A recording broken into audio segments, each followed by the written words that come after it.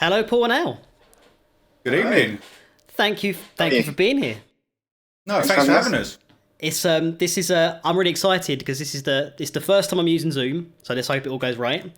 And it's the first time I've had two people on the podcast, and I'm actually in a room, so to speak, with a producer and a director. Oh, we're pushing boundaries tonight, Mike. Yeah. Absolutely, mate. It's everything. The text being put, everything's the conversations being pushed, I will come on to it. But given the content you guys showed with me, I've got a fair amount I'd like to talk to you guys about. So I suppose really without me rattling on too much longer, can you guys just sort of, I suppose, introduce yourselves and just let us know what your story's been so far? Sure, Paul. After you. Okay. Well, I was going to say ladies first. Thank you. All right, that's me then. So I started my company Fight Gravity in 2011, and I came just before the DSLRs became a thing, and I started off just as a one-man band and running around with the camera. And once that DSLR kind of revolution hit, and it was much easier to just kind of do things on your own. That changed a lot of things, and not having to have big editing suites. Not that I never had to do that, but I used to have to, with DV tape, have to, do that, sit there in real time as it took the footage off. And so once digital came in, that changed a lot of things. So I always had it in mind to run a commercial kind of advertising agency, and then that would feed into my love for narrative, and I would build it from there, because I felt like no one really makes money from narrative. Sure. So that's what I've been doing, I guess, for the past decade, and building the company up in that way, and getting to more narrative, basically. Well, you've done everything very well, mate. It all looks very, very good from the research I did. It's a very, very, very good. So, Al. Yeah, so my journey to kind of this point has started many years ago. I worked for about 14 years in the facilities sort of background to the industry. So I began, there was a post-production facility. We were doing edit rental equipment at the time up in Soho. So a lot of the Soho post-production houses were our clients. We grew that business quite well, and in order then we opened up a camera side of the business as well, and that was where more my kind of passion was, in the kind of shooting aspects of things. So then I moved into that side, headed up like a bookings team. We moved over from Soho, we moved out to Shepperton Studios, and I worked out of Shepperton Studios for about 7-8 years, something like that, running their booking side of the camera facility. And then every year, obviously, I'm a film lover, a passionate guy about that side of things. So I really kind of wanted to start to make my move into there. And I mean, probably what we're going to get into, but, people don't just throw opportunities at you. You have to kind of be carving your own way. So for me, once a year, I'd be looking to try and find somebody out there that I had built up a bit of a rapport with, and be like, oh, are you guys like doing anything like maybe creative this year that I could get involved with? Slowly and surely, a few opportunities came. Someone would give you an opportunity to jump aboard as a production coordinator, and then maybe the next year somebody else would be like, oh, a step up production manager. And I kind of just started like building my own basis of the production side of things quite naturally over the course of those few years, just going out and just doing some free jobs and freelancing.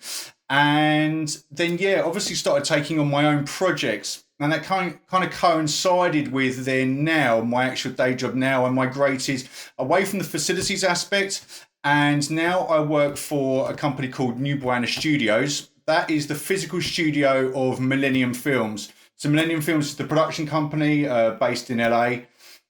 Some of the bigger franchises that the people might know Millennium for, the Expendable movies is one of our franchises. The Has Fallen series, so Olympus has fallen, the London has fallen, and now Angel has fallen has just come. And a whole bunch of other films. And New Buena is their physical studio that they own. And that's based out in Sofia in Bulgaria. And my job role for them it's kind of twofold, really. I represent them in the UK. So if you're a British producer and you're looking to take advantage of the facilities that we have over in Sofia, rather than having to jump on a plane and go over there, you speak to me first. We kind of discuss your project. I see where that sits and how that kind of feels. And then I'll make the necessary introductions and kind of like take it from there. And then, if it's applicable, I could potentially then jump aboard any one of those productions. So, for instance, we just before the lockdown came, I spent the first month of January this year in Bucharest, in Romania, on Millennium's latest film called The Asset. And there I was responsible for, again, the equipment management side of things, and a lot more props, wardrobe, the Winnebagos and so forth, the hardware that we were supplying to the film. Kind of a bit of a dual role, and that's taken me up until my point now. Amazing, mate. That is, it goes to show you, that's one thing I think with film that really drew me to it, is the amount of people involved. I mean, even just what you've said there, where you've got different facilities all over the place. One of my questions was kind of going around like unit teams, which I suppose is more in the sort of production, but I can already kind of see even from your map there of kind of how a film really is not one location. There are people all over the different place. And I think I saw on your IMDb as well, like all the kind of the account management that you were doing in terms of equipment and things like that. And I suppose there's that side of it as well, that people, I think everyone focuses maybe on the, being out there shooting the films and obviously the final product. But obviously all that equipment's got to be looked after. It's all got to be accounted for. It's got to be costed. It's got to be tracked, especially if you're operating all over the place. So I think that's what I'm hoping this with this chat's going to really be. I can see it already where, for obviously I'm going to put all these links up. Obviously with Paul, you being a director and having your own company there, and then Al, you've been on the producer side, and I know there's a hell of a lot of cross collaboration, which is why I just think I'm excited about this. I thought without question it's going to be cool. I thought it might be useful also just to give a bit of context on how mine and Al's relationship and how that's built up. Sure. So, like Al said, he started off in kind of facilities. As a production company, we used to, it's important to rent equipment, and he ran one of the companies which we rented equipment from, and that's how that relationship we stayed in contact, because, relationships is the biggest thing in this whole industry, honestly, like with almost every industry, and because obviously, when you're an indie filmmaker, it's hard to afford stuff. But Al, he understands that. He understands it. He understood that. So that's why you're like, look, can you just sort us out? And he would always do that. And, that counts for a lot. And, we just stayed in contact the whole time.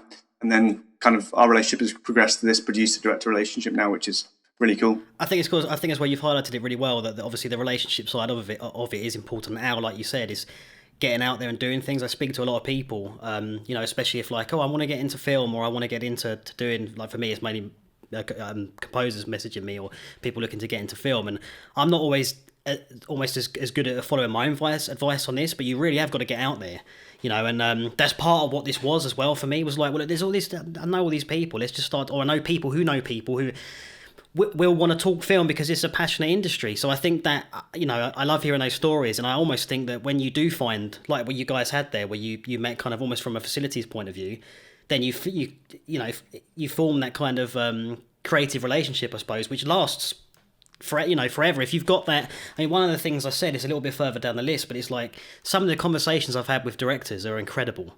It's like we'll jump around, like, because you've got to get to, I think from my point of view, talking from a music point of view, you've got to get to know what is in the heads of these, so you can talk philosophy or colours or psychology or food, the amount of food analogies I've had, like, because it's like painting, isn't it? Like it's all these, and I think that's the thing. Once you get into the kind of the nitty gritty of people's personalities and the core, I suppose, of what art they're trying to create, I think that relationship's like super important. Do you think would you? Yeah, no, I think that's a fair point. And also as well, obviously going back to kind of Paul's statement, do you know, once you've, like, both of our jobs are stressful, you know, when we were working separately, when I was the facility and Paul was obviously running his production company in the shoots. And at that point, you know, it's quite, you've both got a lot on your plate. And in an actual fact, to kind of still be able to have that kind of camaraderie and shorthand where you're both on the phone to each other or emailing and you're working things out together, do you know, like there is bonds that are formed in once you're kind of like in these stressful kind of situations. And actually, I never saw it really ever boil over from Paul's point of view. He always seemed quite calm and collected, and I hope I was exactly the same. And I think that kind of says a lot about the people that you want to work with, because you've been like, wow, I know what it's like when I'm ramping up for a shoot, just how stressful it is. And I've had on the flip side, you know, that people kind of bark at you and, you know, like want it, and, you know, these kind of like these highly pressurized, which is understandable. But from Paul's point of view, he was always kind of like calm and collective. And I'd hope as well, you know, like the kind of demeanor that I gave across is one of the same. And then you start to realize, okay, do you know, like actually, this is a person that I feel confident that I could kind of work with. You're on my sort of level. This is exactly how I would want to be when you're in tougher times and things aren't potentially going the best that they could do on the day. There is always going to be hiccups. Are we going to be freaking out? Are we going to be stressed? Are we going to be screaming? Or are we going to be ranting and raving? No, we're actually, you know, we're going to want to get it done, and we're going to want to get it done quickly. But obviously there's a demeanor, there's a manner in which you can kind of go about things. And for me, that's very important, you know, just kind of like your conduct really. And then that kind of frames, who do I want to work with when it's going to really come to a pressurized situation?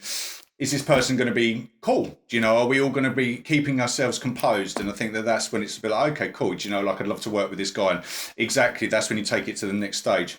I think that's the thing, isn't it? Because they are stressful. It's expensive. You know, things have got to get done. And I think it is just a case of like, you know, feelings aside, we got to focus on it.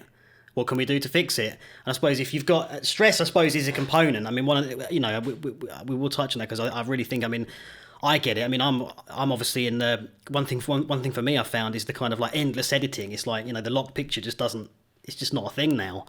And I've had that so many times where it's like, you know, I thought this was done and then I've got to change it all again. But it's like there's no point getting emotional about it, because if you actually look at why that scene's changed, it makes sense. It's like we're all filmmakers at the end of the day. Whatever part you're coming at it from, that is what we all are. Whether you're writing music or you're operating the lights, you're making a film.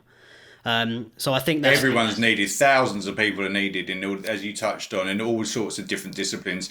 And you know, you've got to have the respect there between everybody, because everybody's going to be a vital cog to kind of execute. So yeah, you've got to be the same demeanor with absolutely everybody. And yeah, absolutely. I want to actually just emphasize that point, because I think that filmmaking can be quite a hierarchical sort of pursuit.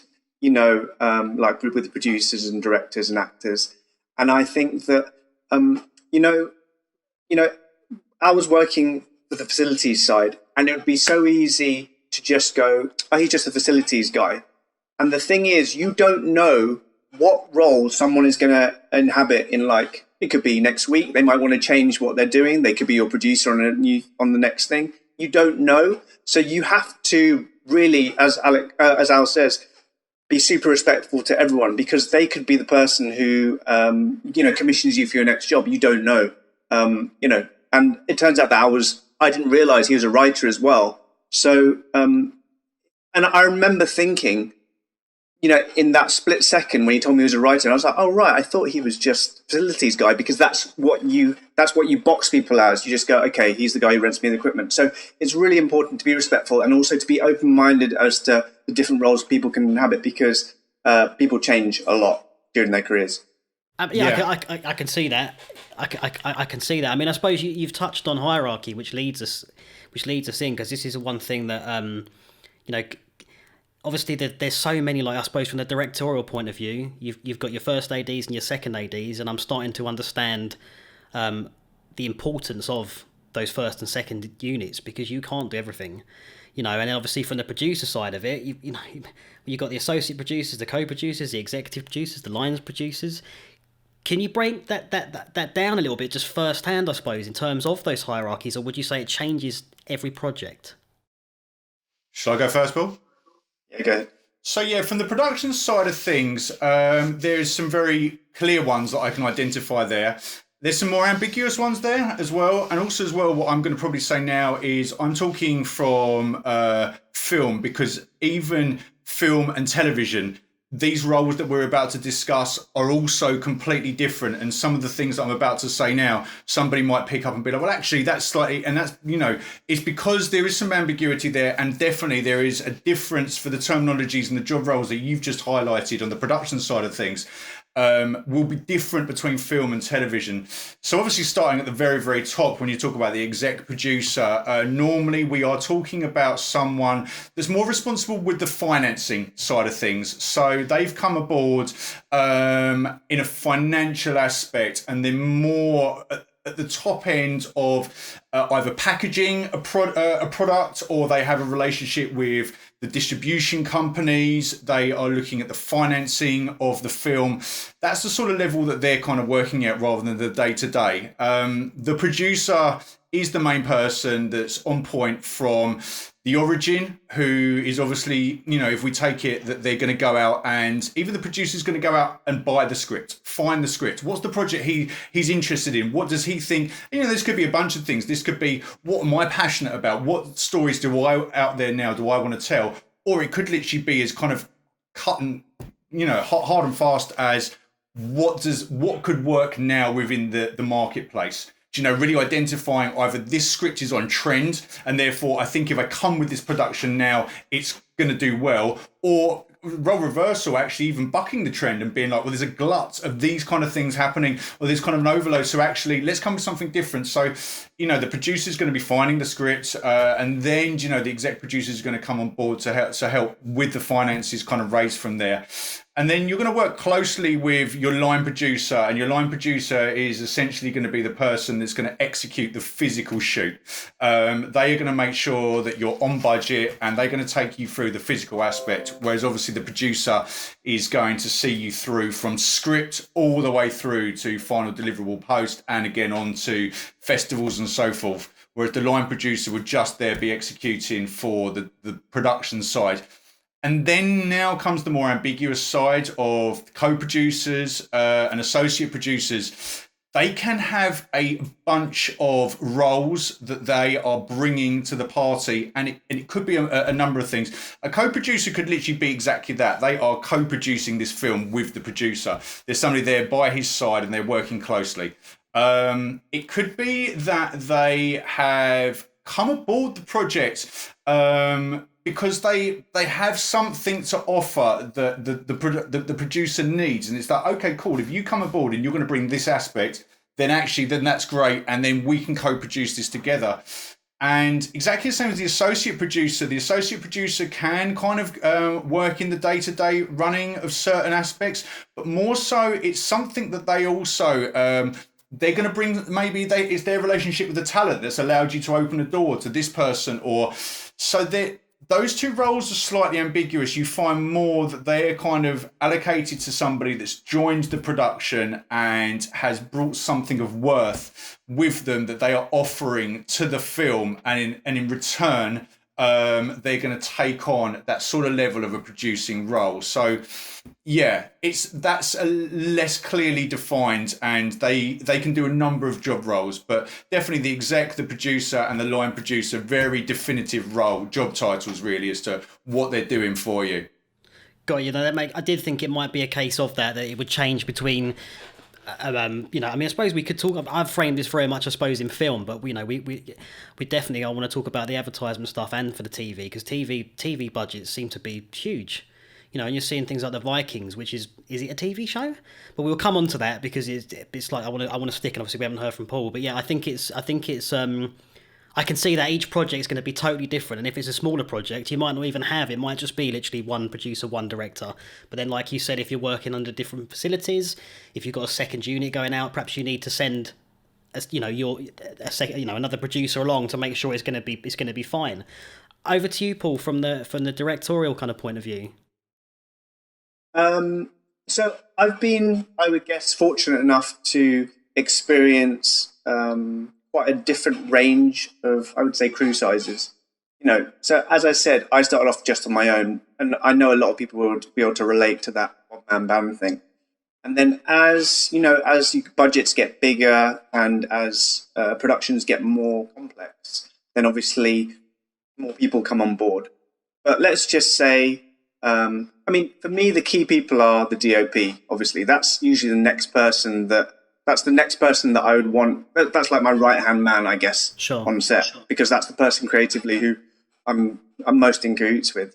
And then first AD is also super important, because that's the person who keeps, like, I need to be kept in line. I will attest to this. He does need to be kept in line. Yeah. So, but it would be weird if I didn't. I feel like it'd be weird if I didn't need to be kept in line. You know. No, for sure. So Al and the first AD, they keep me in line. I have these ideas that I want to do, but they're like, look, you don't have enough time to do that. So for me, DOP and first AD, those are the key roles. And then because they're HODs, heads of department, they deal with their with whoever it is, the first AC or the gaffers or everything like that. Everything goes from them. But those are my two key people basically. And I've stopped trying to control everything on a set, because you can't. That's why you have your heads of department, because they're meant to communicate to the rest of their crew what the director needs. I think that's a really important thing to learn, because I used to rush around trying to deal with everyone, and you don't need to, and it's detrimental as well. I can see that as well. That the delegation is there and they're experts in their field. But I could see the relationship between you guys coming out right there with the whole it needs to be controlled, or it's going too far. But I suppose that is important, right? Because I suppose that leads us on nicely to that kind of, obviously you're saying, Al, that the producer's almost like bought the script, wants to put the film out. I suppose it's part of your job, from my understanding, to then hire a director to choose. For sure, 100%, exactly that. So when obviously certain times, the producer. I mean, obviously from the film that myself and Paul have just made, I was the writer, which was we'll probably get into that. It was quite an interesting challenge for myself to write the script and produce it, because that was quite a challenge for myself to know how to separate those two. But if you have just bought or acquired the rights to a script, exactly, if you haven't found a writer-director, then exactly the very next thing that you're doing is, who do I see within this genre who can best execute this vision? Is it a drama? Is it a horror? You're going to be looking into directors that maybe have a track record of or just generally good directors that are looking to switch it up. Maybe, you just saw something, you saw a scene that they kind of pushed it within. But obviously as well, if you're working on a kind of like smaller level, then it's about, well, what is this? And I think, drama, obviously you're looking for someone that's got quite, going to nurture things quite in a heartfelt way. Anything more kind of high concept. So then obviously by default, you may be looking for like a more an artistic sort of approach. So someone like a commercials director is perfect for that. Obviously, people that directors that have come from a music video background, very high level of artistic license there. Do you know that they've been able to kind of express themselves, and you think, okay, and you find like a lot of directors will pick up some kudos because of their abilities that they've shown through music videos, and then they've been given their first break, because obviously, it's at those sorts of times they can be as creative as they want to be, and then it's a bit like, okay, you've identified something that you feel you can marry up with this script, and then really you kind of all ears then from that point onwards. If I've got a good script and a good director, then I am then kind of saying, look, you tell me who you might want to work with now. We're going to talk about that. What DPs do you like to work with? Because that's important. I don't want to just throw someone on a director that they're a bit like, well, he might be good at his job, but actually it's going to be a challenge to work with him, or, a production designer or so forth. So you really got to listen to your director at that point. If they've got their chosen team and they're a bit of a well-oiled machine or whatever, why rule against that, unless you've got someone fabulous knocking down your door and saying, I'd love to be on this project, and you think, look, this could really elevate it if we took on this person. But at that point, I'm kind of all ears really as to who does my director want to work with. And of course, I want to assist with that. I'm going to come with a few names, but generally, if they've got a strong opinion about someone, then that's a kind of a no-brainer for me. So if they're good. That's your trust bit right there, and I suppose it does make sense really, because you guys I was lucky enough to watch quite an extensive, really quite broad, amount of films, and that's why it took me a bit of time to kind of get this together, because I wanted to watch everything, and I made tons of notes and went through everything. So I mean, really, I watched everything from kind of dramas. We went through, obviously you've got the documentary, which I'm excited about, but I want to leave that. That's the pièce de résistance of the thing you guys are working on there towards the end. And I think like Paul, for instance, like the commercial side as well that you do, like all the drone photography and all the kind of BMW, all the adverts. We touched on ads and things like that. They look great, and I think ad work as well. I mean, it used to be. I mean, Ridley Scott, the Scott brothers, didn't they? They started in adverts. Do you know what I mean? And they were doing those big adverts for Apple, and ads. Really, I think they get a lot of, obviously nowadays with the whole bombardment on YouTube and constant ad. I mean, ad rev is important for me as well. Like it's let's not shun it, but it's like, if you can actually create an advert that's creatively effective and good music and fast paced, I like them. I think the format's great. And there's so much room to move there. But I think one thing that came through, and an interesting thing here is obviously Mind Over Matter, which Al rewrote the script and you produced it, and then Paul, you directed. Then obviously we moving into that kind of conversation, which I'm going to, in terms of, obviously that was probably a bit of a weird mind thing for you, Al, being obviously the writer and the producer, and then handing over your baby to Paul. Totally. That was kind of, for me, something that I'd written a bunch of stuff previously, kind of given a few things away, and on a couple of music videos, wrote the premise for that and so forth, and then someone else has executed, which I was kind of happy with. That's absolutely fine. That's the life of a writer. But then pushing into production, and then it was a bit like, do I want to give this script away? It was very easy that I could write this and I could just give it away. But then it was a bit like, well, no, actually, I wrote it, I believe in it, so I actually want to take this on. But there was an interesting dilemma, because what I really love to do, and obviously because I'm coming from the writing background and coming from the creative background, I absolutely love the script development stage with my director. I love it.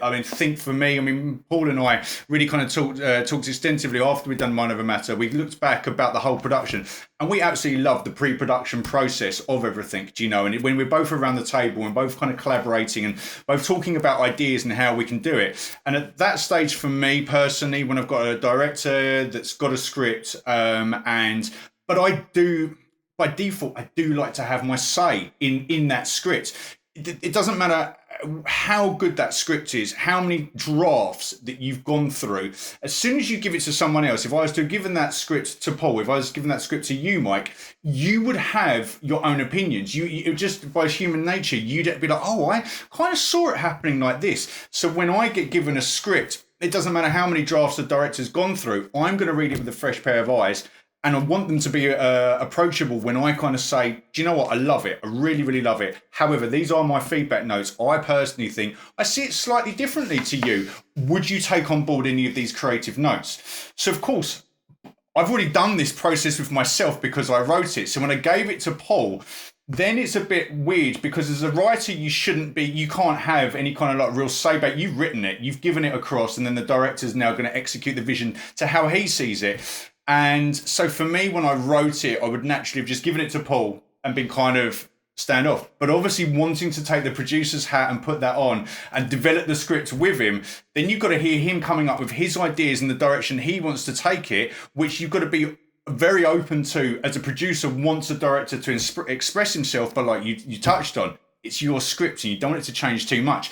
And here it'd be a tightrope dilemma, which I personally think we walked very well, Paul. I think that we kind of we struck that. You came back with some great feedback notes. I hope that I was open enough to take on board most of them, and then we kind of just collaborated and we signed off on the draft we took into production. Well, you didn't know that I had a voodoo doll of you at home. Yeah, exactly. I think so. That's how you deal with it. Brilliant. Yeah. So I don't know if we've touched upon it, but Al actually brought that script to me maybe 2 years before we actually shot it. And I remember thinking, see, the thing for me is I don't really want to do stuff just for the sake of doing it. I think, there's so many shorts where you're like, what was that? And I swear it's because people are just like, feels like something to do, so let's just do it. And the thing is, for me, if it doesn't get me straight away, I'm not going to lie about it. And if he had showed it to me and I'd just been like, yeah, it seems all right, I wouldn't have followed up. Sure. But I remember reading it and going, shit, that's flipping cool. Let's do it. So I need to have that reaction straight away for myself. Otherwise, the thing is, filmmaking is so hard, as you know yourself, as we all know, that initial passion that you have, it will ebb like as stuff gets harder. So you have to be really into the project. Otherwise, that's why stuff doesn't get finished. It gets just stuck somewhere in post or whatever it is. So much. I mean, yeah, it just grinds to a halt because you're just not into it enough. I think I mean, it's got to be said. I did laugh. It is funny. It is funny. I mean, I really did laugh because obviously I played it. It was quite late, and I didn't know what to expect. I think it was the first film I played actually, and the satire in it, and it did make me laugh. It's like I don't know. It wasn't clear at first. It had like a comical aspect to it, but and then I don't want to spoil too much for people because they've got to watch it. But it looked incredible, and I think I don't know if you want to give if people even want to hear just a small background on it, and without giving away too much. I mean, it's essentially the film Mind Over Matter. It's my homage to the art scene, and if people watch it, because it's a black comedy, it can come across potentially as a little bit like poking a stick at the art world. And I do kind of like I have gone with a comical aspect to it, but actually I don't want anyone to watch it and think it's just an outright slur on it, because it's so not. It's my homage to the art scene. I passionately love art. I love modern art, contemporary art, all arts really, but that's kind of where my artists that are pushing boundaries, really pushing forward. And even if you look at a piece of modern art and you can't see or take anything from it whatsoever, that doesn't matter, because somebody else absolutely will, and that's what I love about it. If it's a beautifully painted picture, everyone can stand back and marvel at how this has been crafted. Whereas modern and contemporary art, it's just so polar divisive that I think that there's an interesting world there. So essentially, this film was born out of my passion, born out of me wanting to play a homage to the whole art scene and history. And it actually came from a conversation that I had at a Damien Hirst exhibition in the Tate Modern with a art technician. And Damien has an art technician assigned to each one of his pieces. And an art technician is really kind of proud to talk to me about one of Damien's pieces that he kind of represents around the world. And this was actually called Centuries. It's a huge giant ashtray, and it's filled with like 40,000 real cigarette butts in a massive ashtray. And the gentleman, the art technician, told me that there's 40,000 cigarette butts in there. And I said, well, how do you know? And he said, because it's my responsibility as an employee of Damien to count those cigarette butts in and out of an ashtray every exhibition. So if it comes to London or Berlin or wherever. So I was like, sorry, your job, you have to physically. And he said, yeah, because obviously Damien came up with this concept with the amount of cigarette butts that he had in mind. And if it's less than that, well, it's not actually a representation of his installation. So it has to be that way. And I was like, wow. So then this idea, then when I went away, I kind of came back. I was blown away by the exhibition. There was there's some amazing pieces on show. And not all of them I could take on board, but the majority I could. And I came back and I started thinking about in the future, and now Mind Over Matter's semi-based in the future. We're not talking completely science fiction, but we're maybe talking like 20, 50 years in the future, as to if the art industry and if artists keep pushing boundaries of what's acceptable, where could this lead us to? And if an artist came up with something outrageous to do, and they brought that to their team of art technicians and said, I'm going to do something outrageous within a said exhibition, and I really want you to back me up on this. Will you be there for me? Would an art technician, being passionate about the artist they're representing, passionate about the art scene, how far would they go to support the artist in his vision? And hence born Mind Over Matter was then the kind of concept that came to mind, and that's the piece that I wrote. Yeah, I think there's two things there, because I want to backtrack to the pre-production, but firstly the projection side of it, where you're talking about like, again, I don't want to say too much, but when you're talking about kind of like the modern art aspect of it, I feel like what came across to me when that particular scene happened was that was stunning and would not have been possible if you'd had, say, something on the canvas, if you like. Yeah. And I feel like that was perhaps your when that particular part happened to me, I was like, wow, and I started thinking, how on earth have they done that? Which is going to be a question for Paul. But I thought that, the scene looked really clean, the colours were spot on, which is something also as well, Paul, in Rise and a lot of your portfolio. I really want to come onto that, because I really did pick up on your use of colours, and I mean, I can even see it in your room now, mate. It's it's like you got it all set up there, mate. It's I've kind gone of beige, and Paul's gone semi-noir over there of some kind. Brilliant. But I think I think it does make sense, and even just through that conversation we just had just there, Al, with how, kind of how that film came about, with the dedication. He's counting those cigarettes every time. I mean, that's a job. That's a job. And a lot of Damien's obviously pieces really kind of push the boundaries of, I mean, I was quite influenced by that. He uses, a lot of his imagery and a lot of his themes are in and around death. And so therefore, by default, what the technicians that are working for that specific artist are having to do on a daily basis to represent him is actually some quite disgustingly challenging stuff, like it's not pleasant at points. They're having to mop up pools of blood and reset, rotting cows' heads, and you've got like dead fly pupae that he's working with, and all of these kind of macabre pieces of material that he's working with. That obviously he's come up with the concept, but it really is from them from that point onwards their responsibility to be resetting these pieces at every. Yeah, exactly, and it is just then.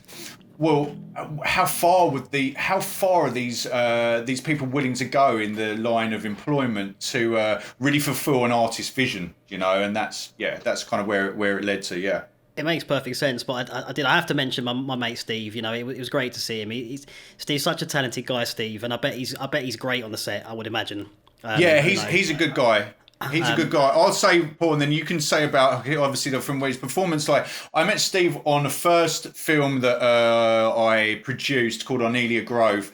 And actually, the director had a relationship with him already and brought him on. So I didn't actually hire Steve. But when we were casting up for Mind Over Matter, I was very open to the casting, and Paul can elaborate a little bit more potentially on that method that we used. But one person that I really did want to highlight to Paul within that casting session, and it wasn't a shoo-in, it wasn't, I want this man aboard the production, but it was definitely, Paul, I really would like you to give him an opportunity, have a look and just see whether you think Stephen can be the best person for this specific critic. We've got 3 art critics that are featured within Mind Over Matter, and there was one moment performance that I took from my first film, Arnelia Grove, that I really saw something in his eye that I thought, you know what? I believe he can probably play that third art critic, and I presented that to Paul. And then, of course, I can only present, and then it's, of course, director's, choice, really. Which I suppose I want to come back to the pre-planning, because Paul, one thing I loved on your site was the demo, because having watched your reel, and then when I went into what we do, and you've got almost like the storyboarding process. And so, and then I remembered, I remember what that is, that, like the robot. And I thought that's, so you could really start seeing it come into life. And I suppose what I want to do here is elaborate on where Owl came to you with Mind Over Matter. So you're going to be the director, then you've got your vision. Would you say that obviously casting, I'm starting to get the impression that that's almost like the director's doing it, but the producer can make suggestions, kind of thing. But with the storyboarding, would you say that is where I'm kind of talking about, from my perspective, talking about colours and philosophy and all these sorts of things to try and really get into the meat and bones of that project? Would you say that stage then for you is where you then get the opportunity to really push your idea through the storyboard and the?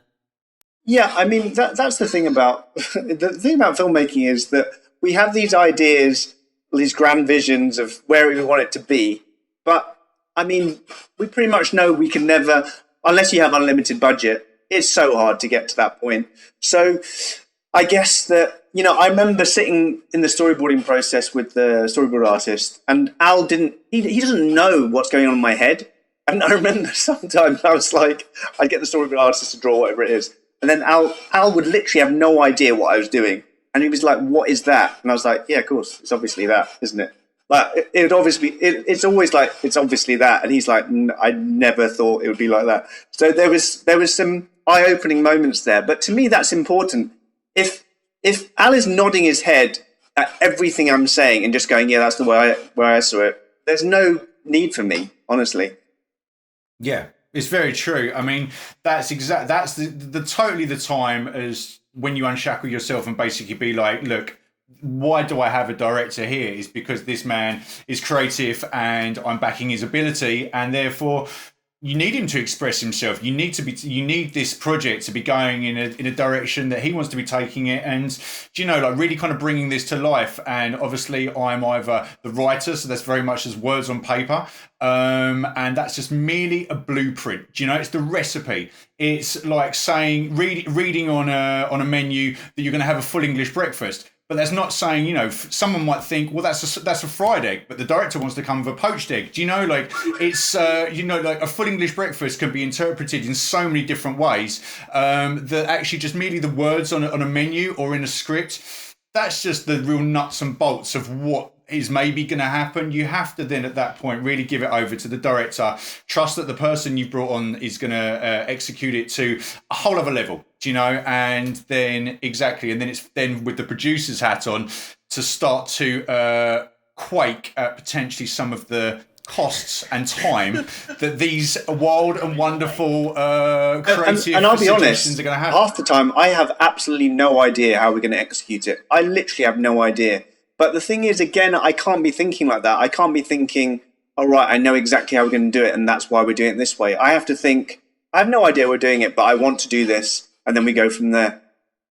So the script is like the script is obviously what the story is, and then you've got the storyboarding, which is like how let's try and do this, and then I suppose in a way it comes back to you, Al, like, well, I want to do this in, like, for Arnelia Grove, like I have the flat that's in Canary Wharf.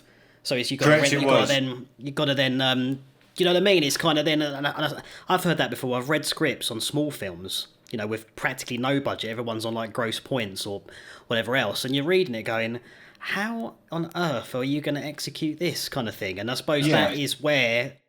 Yeah, it's a bit of a trickier one on Mind Over Matter because, as I said, obviously that kind of like between being writer-producer was a little bit more of an interesting dynamic. But taking another film that I did called Tom that was set down in Brighton. So a classic example of what you're talking about, which is interesting. So this is a writer-director that I know.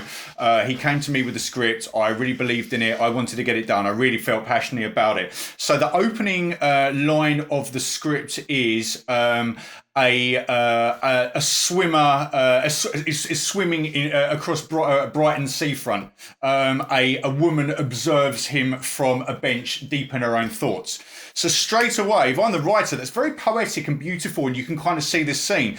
I wasn't the writer, I was the producer, and straight away my approach to that was, really, like, I'm going to hire a person, the health and safety risks of putting a woman out there in the sea. Do I have to have a safety diver that's going to be with her? What about if it's too wavy and too choppy, but we've hired this person, I can't even get her in the sea. It's going to be freezing cold. How many takes? There's potentially, there's a lot of, potential issues there. So merely with your producing hat on, you turn around to the director and say, how important is that image, really and truthfully? Can we just maybe have shots, and we went for shots of diving seagulls? So it's, again, you're kind of working, still trying to keep the same theme. It's still quite poetic. It's still getting it across, but I don't want to rein in the creativity too much, and I want to still get the point across that the director wants to make. But also as well, I have to be thinking about it from how hard is this to execute and how much money is this the best use of our money? If I've spent a lot of our budget just on this one single shot, which really could be executed in a different way, it's maybe going to have a detriment to the other shots that we've got to get done. And you've got to really ask yourself, how important is it? So that's at the point where I start making creative suggestions to save us some money. And if you look at the start of that film as well, the music cue is so powerful to that story, and then you've got that scene, it's like reflective. So it's kind of almost like, well, would it be worth even like licensing a bit of music or spending it somewhere else? Exactly. From that film as well, I lived down in Brighton for about 10 years. I studied there. So seeing the meeting place cafe and kind of like all around the font and the good companions in the lanes, and I've been in those pubs many a times, and obviously I spent a fair few quid in the old record store. So for me, it was a bit of a trip down memory lane. Good. I mean, even like the side alleys, I'm like, I know where that is, kind of thing. So, but I suppose I don't want to jump too far into it, because I do want to touch on kind of costs and things like that. But I think that's interesting. So really, as a producer as well, it's almost like, I suppose what you're trying to say is it is almost a little bit of damage control in terms of like, this is definitely don't shackle Paul at the creative front, at the storyboarding front. Don't try and rein him in at all. Literally let him run with it, and then once you've got it all together and then he presents you that package, you're like, right, what have we got now? And then at that point you can have we had some nice discussions, Paul. Well, it's probably a good time to say that we actually dropped a whole scene from Mind Over Matter, and I'd probably been gearing up for this scene for 2-3 weeks. I was like so intent on doing it, and the funny thing is, in the script, Al had no idea. I mean, I think it's just one line, but I had this idea of making it this grand visual spectacle, and on set, because I knew it would take probably 4 or 5 hours to do, I made the call myself. Well, I know that Al probably would have forced me as well, but I said we'll just drop it. We just have to drop it because it doesn't actually push the story forward. And it's that kill your darlings thing. I was like so desperate to do it, but you have to be ruthless about things that at the end of the day don't matter. Because there can be so much ego involved. When, especially if you come up, I come up with an idea, I think it's an amazing idea, so I really want to execute it. But for the good of the film, you have to be able to separate yourself from that. Otherwise, that's how, again, films don't get finished, because, you got stuck on one thing.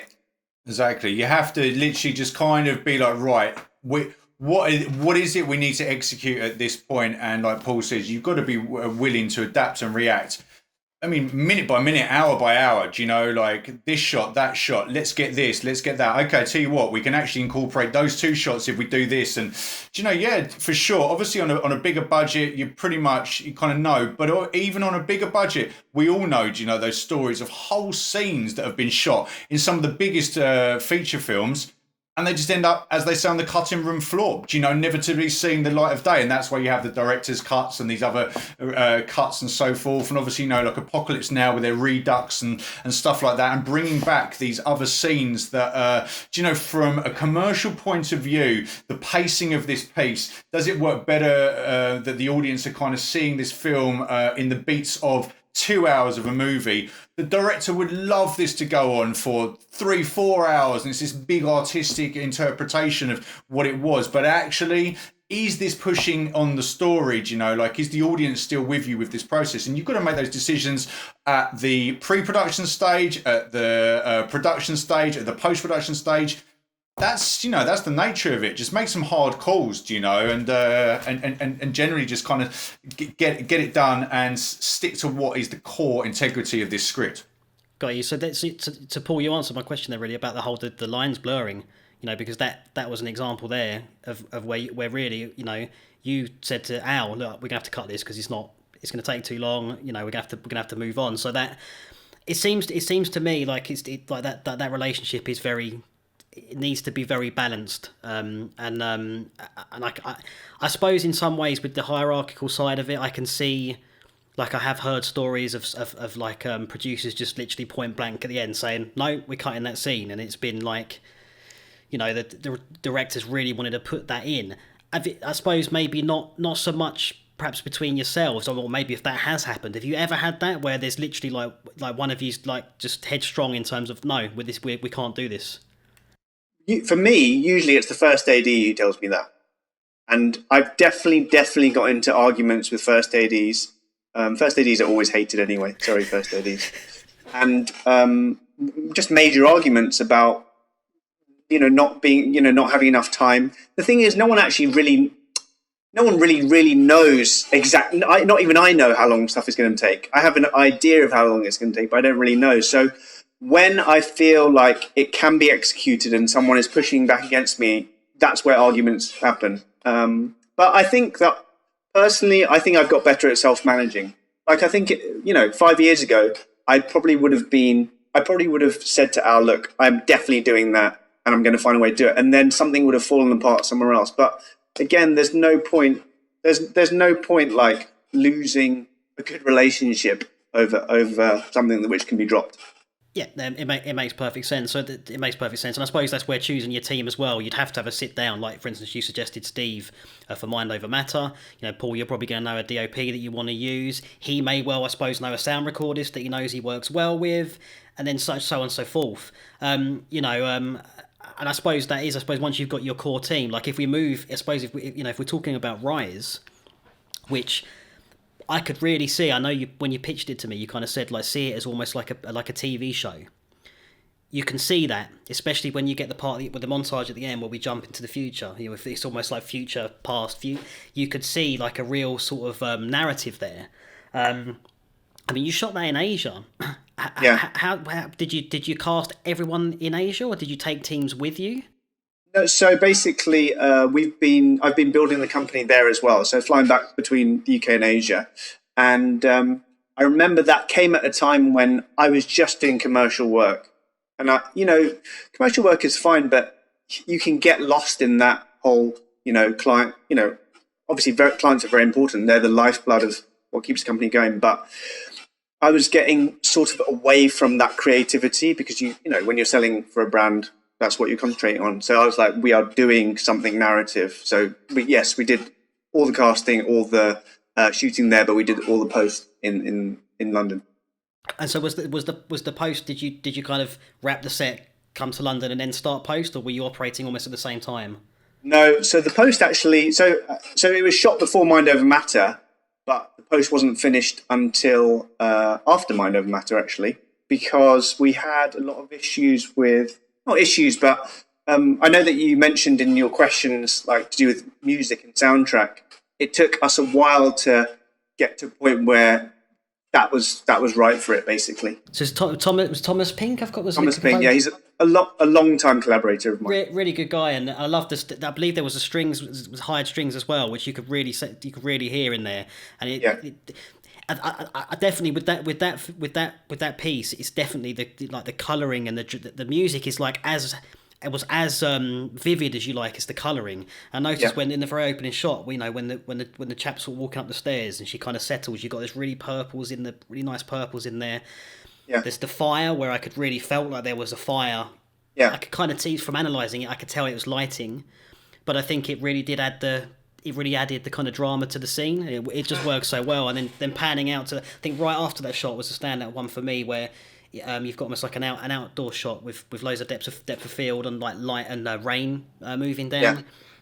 Great performances from everyone. The kids did really well as well in it. So I think it's kind of, and I think you can see, when I read back to Mike, see it as this, you can definitely see where you were trying to come from it from. And it's interesting as well that they're almost building up those two teams, because it's almost coming back to what Al was saying at the beginning of having that international ability that I want to shoot this film. It needs to it needs to be done in Asia. Okay, well, I've got that's already sorted, kind of thing. So I can see that as well. But yeah, no, I was really impressed with that. I think it's like me. Normally, it's the first thing for me. I think when I watch something it is all about that. The palette, if you like, which I call colour.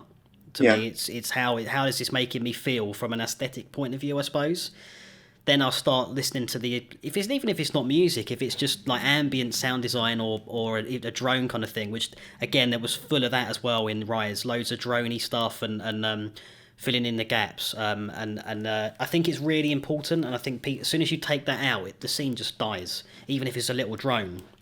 So yeah, that was really exciting to see. And I think as well the band stuff, like Al, you spoke about band stuff, and we've got to come back a little bit to Mind Over Matter here, because obviously we Ego Monk was on there as well. Ego Monk. Yes. How did that? Because they were co-producing with you, right? Yeah, exactly. So that came about with a friend slash colleague from the industry who's actually on as our music composer on Mind Over Matter. He works a lot with the music industry, and he had a contact of Ego Monk that he has produced music with. And he reached out to him with our script, knew that I needed to close my financing, and I was actively looking for people to come aboard at that point, and help us with that aspect. He showed him the script and he really liked it. He really bought into what we were trying to do. And obviously, there's quite a lot of symmetries there. So between our script and him as an artist as well. So I don't know too much, and this is the kind of the ambiguous thing about Ego Monk. He's an unknown musical artist, do you know? So you can type him into Google, you can listen to his tracks, but you won't be able to find out who he is. And myself and Paul, still to this day, have never met him, and I'm even calling him a him because I've been told it's a him, but I don't actually know that. It's like a bit of an enigma.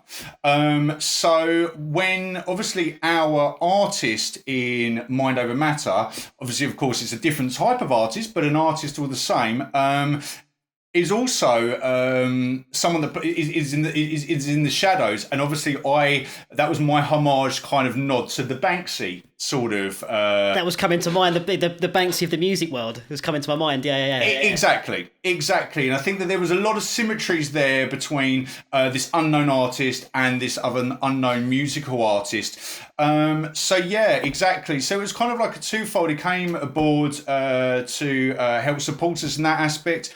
But then also as well, you know, of course, like you've just mentioned, music is such a huge part of that. So then, you know, I'm already by default thinking, well, what is the musical track for this? What is the musical score? What kind of things would Paul want to have here? And then actually then when Ego came aboard, it was then obviously opens the ability to have a look at his array of tracks. And we discussed it with, obviously, through his management team, the sort of tracks that were on offer to us. And a collaborative process between the two of us. We selected a track that we felt was going to work well for both of us. One that they were looking to have a little bit more exposure on, and one that just really kind of met the tone that Paul was looking to implement specifically within that end scene when it all ramps up to become a little bit more animalistic. And I think they just both kind of, you know, and again, it's interesting, right? Because we had that track before we shot the scene, so we kind of knew, rather than shooting the scene and then obviously like yourself, Mike, you'd probably be have a direction from the director as to the sort of way the track, but he's maybe going to give you a little bit of free license to say compose a piece that has this sort of feel, whereas we already had that piece and therefore we could kind of shoot to it in a way. So that's how that process kind of happened. And still to this day we've never met, and we never will. Very interesting. It's gonna stay framed like that. So that's one thing I was interested in. Is I am always interested in that. I mean, for me, the most important part, especially once the film's sort of nearing to be done, is the spotting. And for the film I did now is actually quite strange, because obviously we're in the lockdown. What I do was I was live streaming privately on YouTube the session.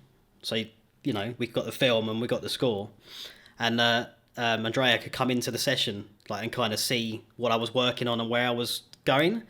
And normally that's a conversation. Normally I'd have someone's here kind of thing, so you can actually talk, or you at least meet somewhere and walk through it. But that was quite cool. It was really helpful. You know, that notes, I'm not sure about that, Mike, and I could come at it from a different way.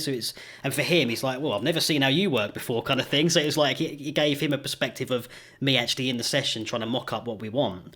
But how does that, so, you know, obviously for Mind Over Matter, you kind of had that approach, and I'm gathering that kind of came, was that a joint decision, or did you have that idea, Al, that you wanted to work with that artist and push forward in that manner, given the film?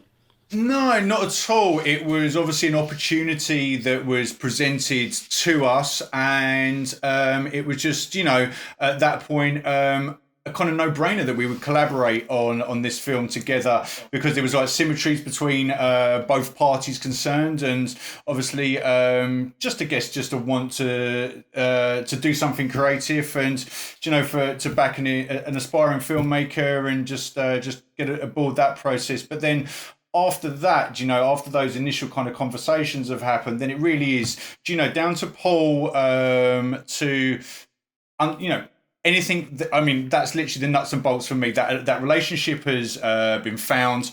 We have the agreement in place and the materials there, and now it's to Paul to work with the creative divisions of the audio side of things to place those pieces as he sees fit, and that's where I kind of step away, and it's just like, okay, cool. Where do you want to place these? And work with our composer and integrate these into the scenes as you want.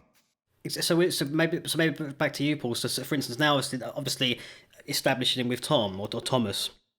Oh, so Tom didn't compose the music for this? No. I'm sorry. I'm jumping back to Rise. Sorry, mate. I'm jumping all over the place. Sorry. But I think for you, maybe when you're kind of being hired as a director and you're going to execute a film, yeah, does it kind of does it ever influence? Say that Thomas is perhaps a style he comes from or a particular nuance he has. Does it ever influence perhaps how you would actually approach a shot at all? Is it ever? It won't influence how I do a shot. Let me just explain. So the normal composer I work with is Thomas Pink, as you've seen in the credits. So he's actually the person that I've worked with for the longest out of everyone that I know. I think our relationship goes back over a decade. So obviously it's a very good working relationship. So we've kind of come up together. But he was starting off himself. So it's the kind of thing where I'll say to him, I never feel like he's just stuck doing one kind of type of composition. I'm like, you can definitely do this. Like we kind of, it's kind of not one-upsmanship, but it's like we're trying to push each other to a different realm that we've never been to before. So yeah, that's the best way to explain it, really. It's not like he hasn't it's not like I've just met him and I know that he has this style. I know he uses a lot of strings, but if we use Rise as an example, they were doing some weird stuff with, in the same way as in Dark Knight, Hans Zimmer was using like the strings in a very like razor blades on strings. I don't think that we use razor blades on it, but definitely the instruments were being played in a very strange way, and that was different. Tom had never done that before. He'd never asked the strings players to do that before. So it's a constant growing process, and that's one of the reasons why I like working with him, because I'm like, we don't have to have a certain style. We'll just try anything. Look, I love it. It's a really cool story, and you could definitely hear that in the. I don't know if any of you guys have watched Dexter, the TV show Dexter, but the score for that, it's got all the really kind of bendy and weird, and even the opening montage of that show is just really cool from a film point of view as well. But it's it's interesting because coming back to obviously Arnelia Grove, which had one music cue, which was a piece of classical music. Yes. So I suppose it's for me just trying to always work out. I'm never too sure. A couple of times where there's been some features which unfortunately didn't happen for me, but I had clear instruction that there's a band I want for the closing credits. I was like, okay, cool, I won't touch the closing credits. And then a couple of things around scenes, like they wanted a specific song, say at a specific part, so I had quite detailed instructions on don't go near this part. I love all the stuff that, for instance, Junkie XL, Tom Holkenberg, when he did the Divergent stuff, I think he kind of collaborated with Ellie Goulding, where suddenly she's singing on one of his cues. So that was cool because the score and the soundtrack kind of merged together. So do you think that when is that decision made, I suppose, from you guys' point of view? Would you think that would be normally pretty much like Paul, you'd say, right, I think this song would work great, or like I suppose with Al, obviously you had for Mind Never Matter, you had that decided. Is that something that comes in during pre? I mean, to go back to the Arnelia Grove short that I did, so that was with a director called Chris Shaw, and He, a little bit like Paul, actually, very meticulous in the way in which they plan. And he storyboarded, Paul storyboards. And you'll notice in both of these films, which is quite interesting, there's no coverage. And when I say no coverage, it's quite worrying from a producer's point of view when you are literally shooting for the edit. You know, like we're not shooting a wide and we're not coming in to get a couple of pickups or a couple of close-ups. It's literally... It's like a one blended sequence, and if I'm honest, for that director in particular, he literally knew everything, absolutely everything. So every shot is following into the next, and that's extremely concerning from a producer's point of view because you've got no get out of jail card. If that shot, transition going into that next shot doesn't work for whatever reason, I've got no cutaway, I've got no other footage to kind of work with. And I would actually, I know for a fact that when Chris was storyboarding that film, he absolutely knew exactly every piece of music, well, the one piece of music that he was going to input. Of course, we have the actual reference of a CD playing, and it was obviously very natural for him to know what song that was going to be to then set the tone for the rest of the film. So I know from that film, he definitely scrutinized the music was at the forefront of his mind as soon as he kind of went to the production. Perfect. That answers it really well to me, to be honest. I think that's just, I was always interested how these kind of, I come in quite later in the project really, so it's like, I wonder where that decision was kind of made, or did it happen I suppose it can just happen anytime really. So I suppose the storyboarding side of it, I definitely, what was that film, Paul, by the way, with the robot? Oh, that was like a commercial for toy robots, basically. It looked it looked cool. I want one. You have to get in line, Mike. We all want one. Don't quote me on this, but I think they are in cahoots with Apple or something. They're doing very well. It looked cool, but it just was awesome to see that process for me, because I could see that where it had been storyboarded by you guys, and then I saw it in the reel. So it's really, really cool. I suppose coming back to in fact, let's move on to we covered the DOP slightly there. Do you, obviously for Rise, Paul, and like we've talked a lot about the like the colouring and things like that. Do you have almost like go-to DOPs now that you would use? Does that come into when you're kind of putting? I suppose my question is, if you've got Paul's Al's bought the script, he's hiring you to be the director. When what would you say the core team is here now? Where you're kind of like you're perhaps doing a storyboarding. Are you then getting an idea of, right, I think I want this guy to do the DOP? DOP, yeah. Again, I think that when people start off as directors, I know this is the case for me, because the DOP is so important in the whole, in everything. You stick to what you know for a while. And then you realize, and you become really good friends. A lot of my best friends are DOPs, basically. But you can get caught in a situation where you keep going to the same person, right? Which is comfortable, but it's creatively, I think, it's creatively cutting yourself short. Sure. So I've again made in the last few years a real push to use DOPs who I've never worked with before, but whose work I like. So yes, I do have go-to DOPs, but I would say that because DOP has such a big effect on what your film looks like, the feel of it, you have to go out there and try different people, and it's scary because you don't know what your relationship is going to be like on set with them. You just don't know. And it's one of the most fulfilling relationships for me when it works. And when it doesn't, it can be like pulling teeth. I could picture that. Yeah, if you're not getting on with your DP, it's like, what are you going to do? I could see that being a real issue. I suppose moving a little bit. I suppose this is a little bit of a pre-question, but definitely moving into production now. I suppose it's one for you really, Al, and it's around. Well, it's for both of you really in a sense, but it's around funding and your kind of thoughts around the UK Film Council, film budgets. Obviously, Tom, I spotted there was the National Lottery and the BFI supported, and the BFI, and they do loads. I love the BFI, Yeah. I know that budgets were sort of being cut around sort of 5 years ago in terms of UK budgets. Are you finding that squeeze is still?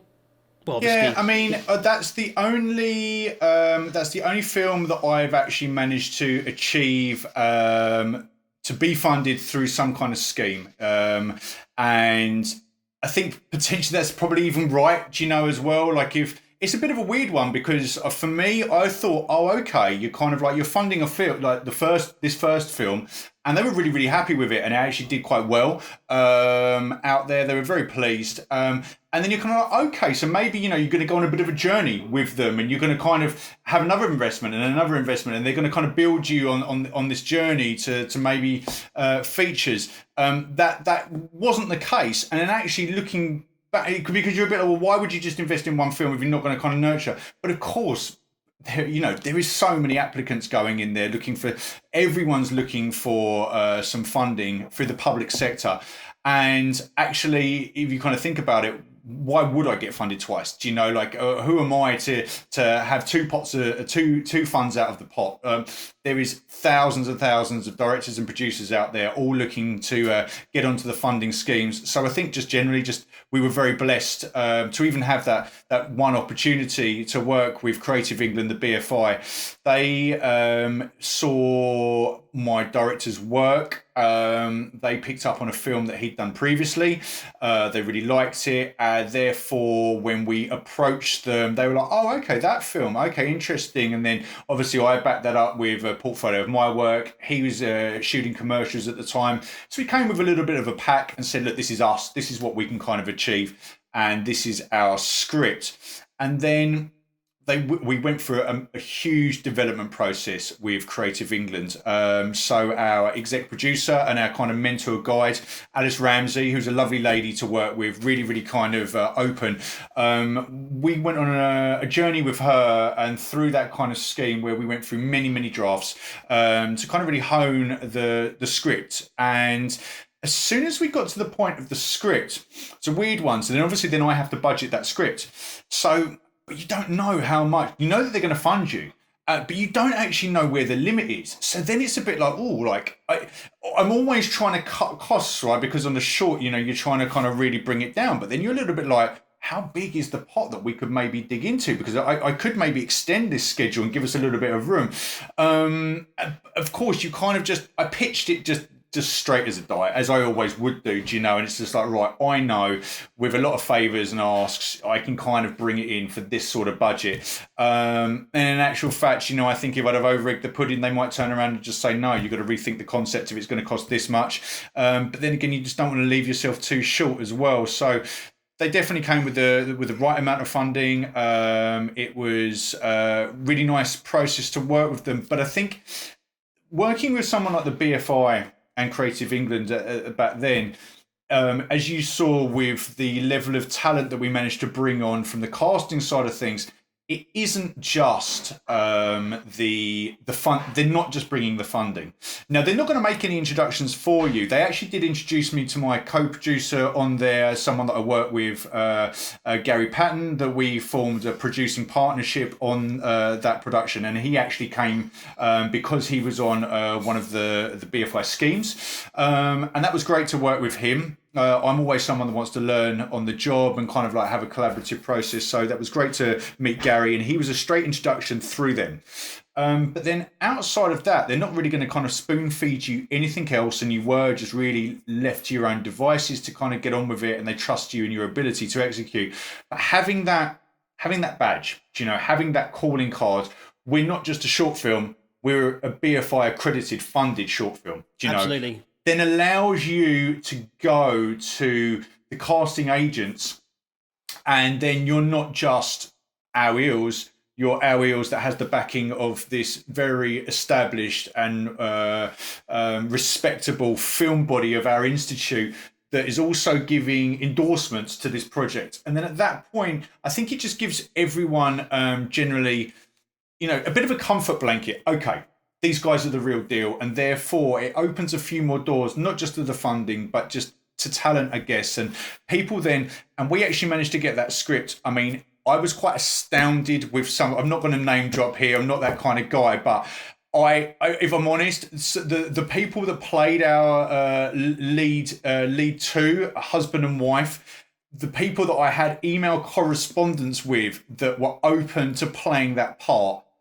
from a British film industry royalty. And that's no lie, you know, like it was like, wow, you've read this script and you're kind of open to maybe coming aboard. And it's like, oh, well, you know, like I'd love to do it. Like, let's talk about it. Oh, when do you want to shoot? Or maybe let's see if it works for my schedule. And I'm like, oh my, like I can't even believe that this is a door that's potentially opened, you know. And and I mean, look at the cast that we got. It wasn't even just our lead two, but all of our supporting cast have gone on to do amazing things, and every day was a highlight for us. So we had Holly Dempsey come on for a day. She's an amazing actress and just a lovely woman as well to have on set. She's done great things. She's worked in Harlots. She's worked a lot with Ricky Gervais. She's just in the Afterlife and from Doctor Who, and done a lot of things. And actually, I was really kind of like quite happy to see. So we had James Hartnett and David Avery, and they again have done some really great work. And actually, I've just watched the full series of Gangs of London. And for the first time, I've seen them conjointly in there together. They're both in that same series together. So, do you know, like every day was a highlight for us to have someone that was just so professional and brought a lot to the table come in and just execute a great performance. And everyone was just lovely to work with. Like Claire and Alistair did a great job on it, that's for sure. I mean, yeah. Like I say, for me, it was definitely a nostalgia there, and obviously I noted that. Would you say as well, in terms of like, obviously because you're kind of showing off Brighton, really, you were highlighting kind of the record store, and like it kind of touched on that. Do you think that kind of thing kind of helps as well in terms of like approach? You need a couple of scenes in Brighton. How are we going to go about that? Does that kind of come into the narrative there? If I can reach out to the record store, if I can reach out to the twofold. I mean, so obviously, the director was from Brighton, so he wanted to set a story. Obviously, it was his script as well, so he wanted to set a story in Brighton. That was his hometown. So he obviously knew the kind of areas that, like you just said, you know, a little bit like walk down memory lane. He wants to kind of go there and show off these certain areas in the record shot he knows and so forth, you know. Obviously, it's a lot about who's open to even having a film crew in. We can be a little bit like a team of locusts ripping through somewhere. So it is a little bit like who is going to open the door and have these whole crew descend upon you. But actually, as well, of course, by default, Creative England are a body there that's looking to do regional spends. So in order to get Creative England funding, they're looking to back talent that aren't just from London. Do you know, that's the whole kind of remit of that scheme? And so therefore, having a film that's set in Brighton, and also has a actor from Brighton, and then we crewed up some Brighton crew as well.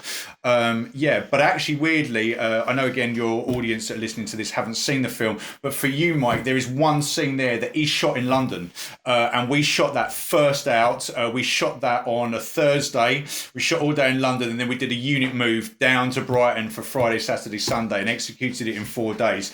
It's because I basically couldn't find a derelict squat-like building in Brighton that wasn't riddled with asbestos and was a health hazard. So every single dilapidated building I couldn't get into was basically, from a health and safety point of view, I just definitely couldn't sign it off. And then we managed to find somewhere that was actually around the London Bridge area that has this kind of dilapidated sort of shed kind of area as an outhouse as part of it. So we managed to shoot there. So that's the only scene that we executed in London, and then did a unit move down there. Well, I definitely could have believed that existed in Brighton, that place, that's for sure. So it's not, you know, you got a bit. That's good to know. A little bit of trivia there. I like that. That's really good. That's really is good to know. Okay, so production.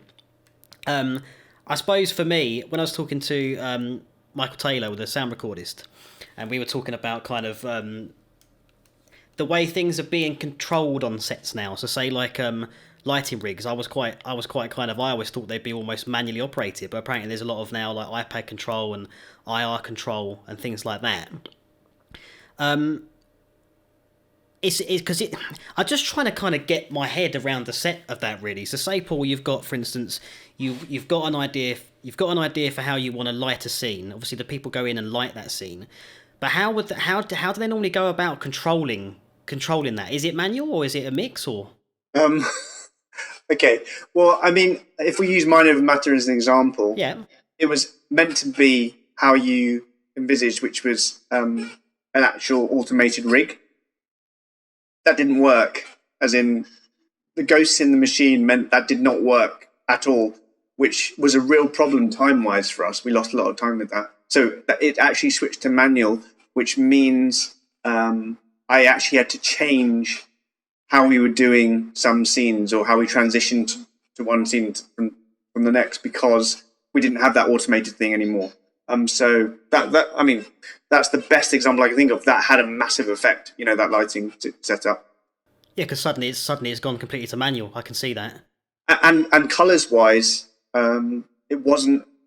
There's a lot of colours used in Mind Over Matter. That wasn't originally exactly how it was going to be as well, but we had to make do. A lot of things, in film, every film that I've ever made, I think you just have to make do sometimes and live with that. I just hope for the best. That's every film across the board. They are going to be at some point. This has to be done in a different way. You've got to be able to adapt to any environment, to anything. That there is definitely going to be challenges along the way, and you have to be able to be strong enough to adapt and quickly change. Because you've got to keep shooting, and you can't be standing around scratching your head for 2-3 hours. And make the call, make the change, follow it up with the conviction, and just kind of execute again. So yeah. I think you've got to keep moving. That came up as well during that podcast, the last one I did, where you're saying that that there's already people looking at almost like booms without that aren't manned, but they're controlled. So it's like if you've got to adapt with film, I suppose if you are a sound operator, maybe it makes sense you learn the software that then controls this futurized thing. I suppose that's like in that case there, you can't just say, all right, the light automation's not working, and sorry, we're not doing the film. You've got to move on with it. I suppose that's. Tech's great, but it lets us down occasionally, right?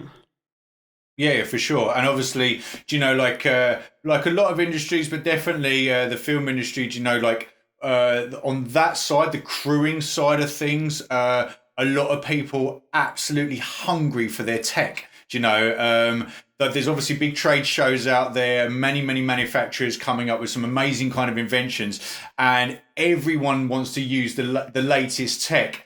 But the latest tech is just on the cutting edge of this is version 1, and as soon as that gets mentioned, everyone wants to be using this new tech. They're not going to wait for versions 2, 3, and 4. They want to be the person to say on their show reel or on their CV, well, I've just used this as an innovative piece. So of course you're always on that cusp of, is this a tried and tested method of even kind of going about things? And it's just like, yeah, maybe not, but people just love in our industry. A lot of people love their tech, and they're always going to be asking for the latest toys, and you've got to kind of go with it. And there's never enough time to be completely favouring them. So yeah, we are all nerds, really, mate. It's got to be said. I mean, I've been called out for having this in the shot, but. I like it. It's cool. Okay, so I suppose I want to touch a little bit, coming back to working with green screen, because I suppose that's from a directorial point of view. If you're working with green screen, how do you ever get like a demo of what that scene is going to look like, or have you only got what's storyboarded? So when you're actually shooting, how would you go? It's just literally purely performance based and take everything else out of your mind. Green screen. Okay, what's the best way to explain this? I mean, as much as I would say that throughout my career, the thing that I've tried to do the most is try to create the scenario as best as I can without the use of green screen. For Mind Over Matter, we had to use it actually for VFX later on, but it wasn't a performance-led thing. Let me just think of the other times I've used green screen. I think as much as I can, I've avoided it. I've just tried to get real locations, or that's it really. As in, it's really important. I think one of the ways that I try to get the best performances out of actors is to really immerse them in the actual, as much as I can, as realistically as possible. Obviously, I know that, big science fiction films with a lot of effects, you have to work in green screen studios. But from my point of view, thus far, I wouldn't say I can't say that with any degree of massive expertise, because I've kept it mostly real world. Got you. Well, I think there's something to be said for him. And one of the questions as well was like, ADR versus sound on set. And I can see ADR. it takes me out of the film, especially I really can tell. Or I think I was watching Arrival a couple of days ago, and I could tell where they'd cut some audio as well, the actor's mouse moving and there's no sound. And maybe that's just me being, I mean, I try not to be, I think that's one thing that does happen to me anyway, is you do start becoming a little bit critical. It's like sometimes I just want to enjoy a film without analysing it. Do you see, I gather that's kind of coming from the same place, is, you know, as organic as you can in the moment as you can, that's what you'll go for. Yes, I mean, and actually both Rise and Mind Over Matter, there was I feel sorry for the sound recorders in a lot of ways, because the sound brings so much to the party, as it were, and obviously they put so much effort into it. But a lot of the time, they are hamstrung by whatever location we're in. So it doesn't matter what equipment they have. It doesn't matter how quiet we're trying to be. I remember for Mind Over Matter, it was tricky. We had to do some ADR because it was just noisy. Just the noise levels were already high before we'd even done anything. So it's very difficult. And you know, I've heard of, I think on Game of Thrones, lots of films and TV series, they have to do a lot of ADR because, you know, there's no other practical way to do it. But yes, you know, in the perfect world, I love to get everything in camera, everything, all the sound on set, but it's not actually reality a lot of the time. And you have to let that go as well. As much as pure as that seems in terms of filmmaking, you have to let that go.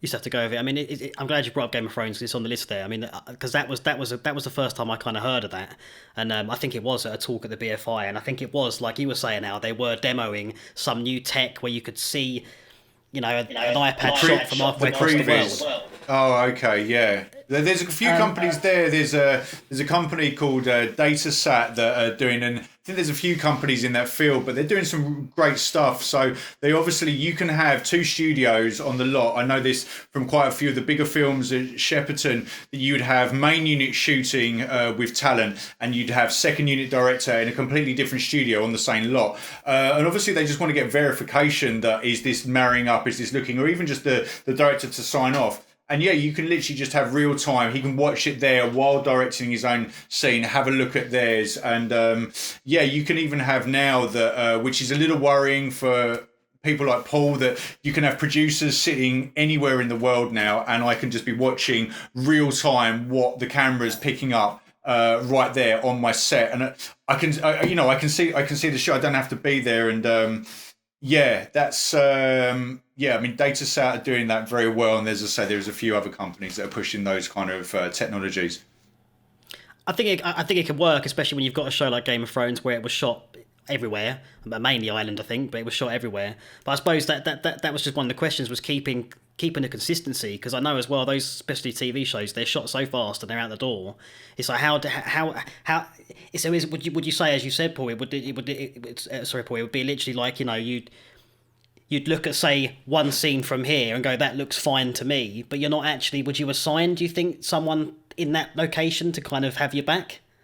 Sorry, how do you mean? Sorry, just explain that again. Sorry, so say with Game of Thrones, say you've got essentially 2 units out.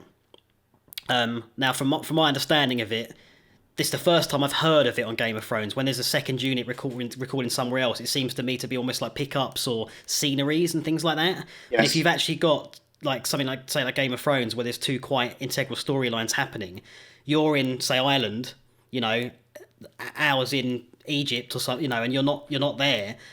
How would you deal with that as a director, not kind of being there? Would you assign someone, or would you be, as Al said, do you think people would find a way of checking the footage via a link or something? Oh, that's a tricky one, because I have actually, in the times when I've had a second unit and I haven't been there, they definitely haven't got exactly how, obviously they haven't got it how I would have got it. So yeah, I think that it would be good for me to have a feed, to be honest. I know that shows like that, and definitely, you know, working, I mean, pretty much every major motion picture, and obviously you can put Game of Thrones into that kind of category, the sort of budget levels and the production sizes that they're working at. I mean, everyone's working second unit. I mean, it's just pretty much a standard. Some people are working 3 units, like at a time, and it all comes down to the pre-production process.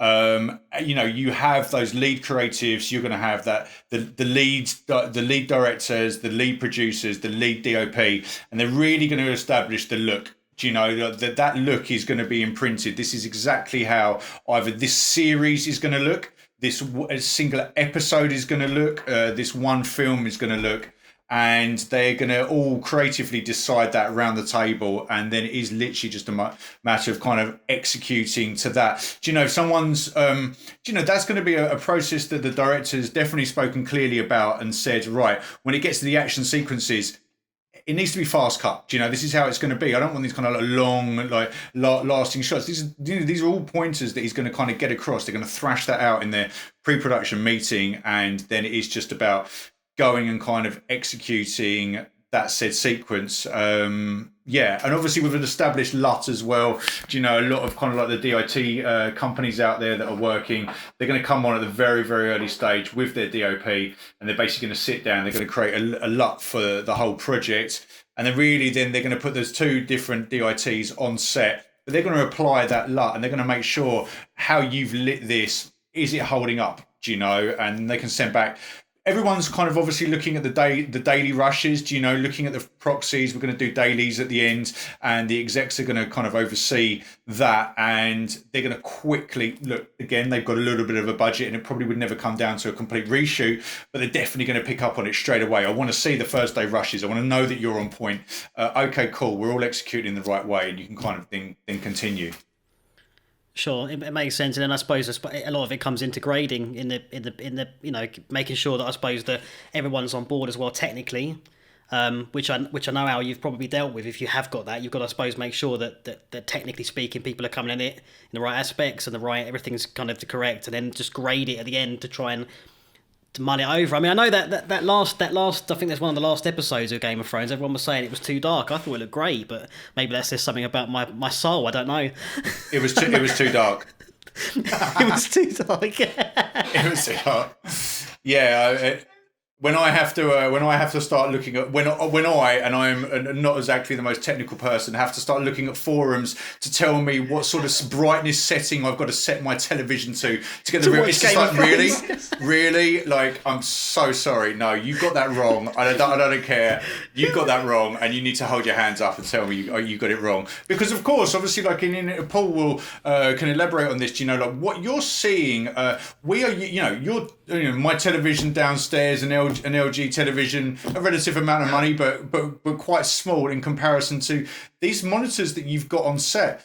Do you know, like £10,000-20,000, for a monitor? And then when you're going in into the grading suites, the projectors that you're using, the barcode projectors or whatever, the luminance within those. I mean, the qualities and how the blacks, the quality of the blacks that they can produce. Do you know that's far outweighing your £1,000 Samsung TV or something like that? They just can't read it and handle that data in the same way. And I'm sorry, as a professional, you've got to allow for that.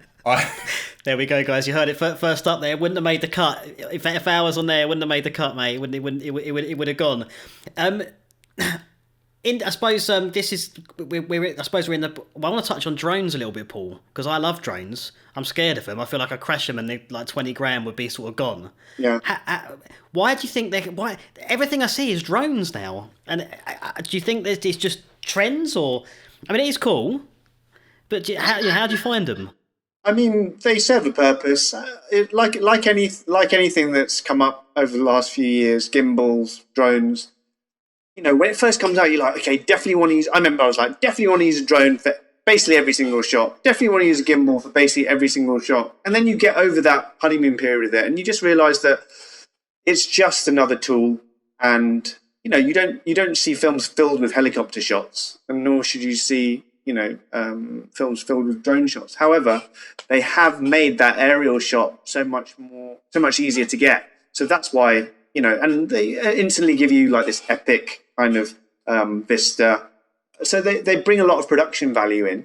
But I think that certainly I've learned they're not useful for every single thing. I remember they shot a film.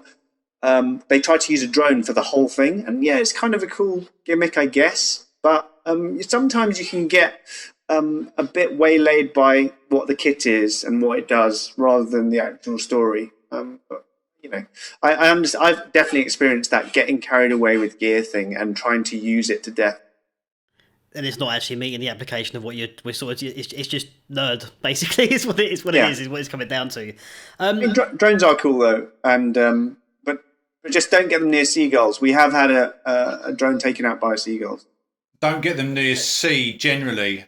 I also know of a production that went and filmed for the America's Cup, the boat racing cup around the world, and they wanted to get a cool drone shot of from one boat to the next boat, the yacht. But obviously they're traveling at very high speeds, and as it took off, it literally just flipped it flipped into the sea.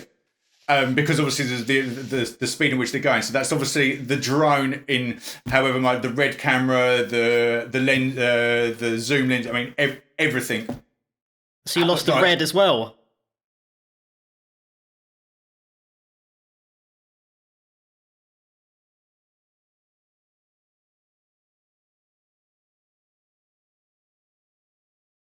How on earth do you explain that? By the way, we've lost the red and we've lost the drone and we've we lost everything. Yeah, exactly. I think you maybe potentially make up another story. Yeah, I mean, didn't Chris Nolan? I think he's broken an IMAX camera, isn't he? I'm pretty sure he's trashed an IMAX camera. Yeah, there's a lot of kind of there's a lot of stories out there I've known on some films, you know, some kind of like very like bespoke one in a million sort of lens, and that's gone overboard of something and ended up at the bottom of. There's all those kind of weird and wonderful stories out there that these kind of like legendary lenses that are lurking on the seabed somewhere. Yeah, brilliant. Sound mixing. All the films I watch from you guys sounded. I've got like a 1990 an amp, like a Yamaha Pro Logic amp from '95 in my front room. I refuse to get rid of it. It's old as hell. It sounds great. And all the films I played was in like it's modulated 5.1. So obviously it modulates it, it upscales it from stereo up. But the mixes you guys got on all the films, it sounded spot on, because I find a lot of short films that's almost a test I'll do. Where I try to switch that on to see how would this actually work in a cinema, and I know a little bit about those cinema rigs as well, and kudos from me, because it was spot on. The dialogue was dead central, really, like the music was at the back when it needed to be there.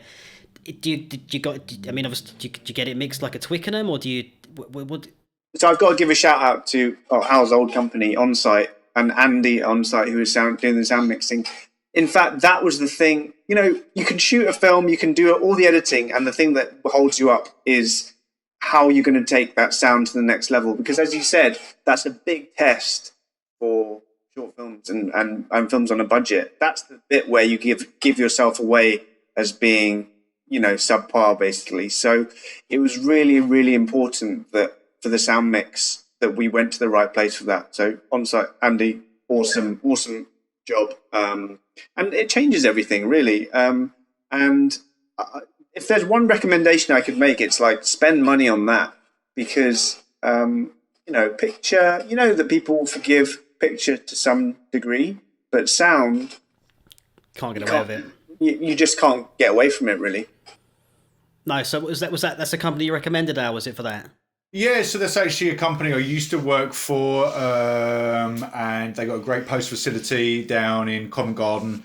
And yeah, of course, obviously, I've got still some good relationships there. And yeah, the Andy Coles came aboard and did the sound mix for us there under the guidance of the post producers that kind of took our project under their wing, and did us a cracking deal. And as Paul said, I can't thank those guys enough. They their level of professionalism to whatever size project was really kind of like kudos to them, that they gave us an opportunity to work with the best people they have, obviously at the sort of level of money that we can offer.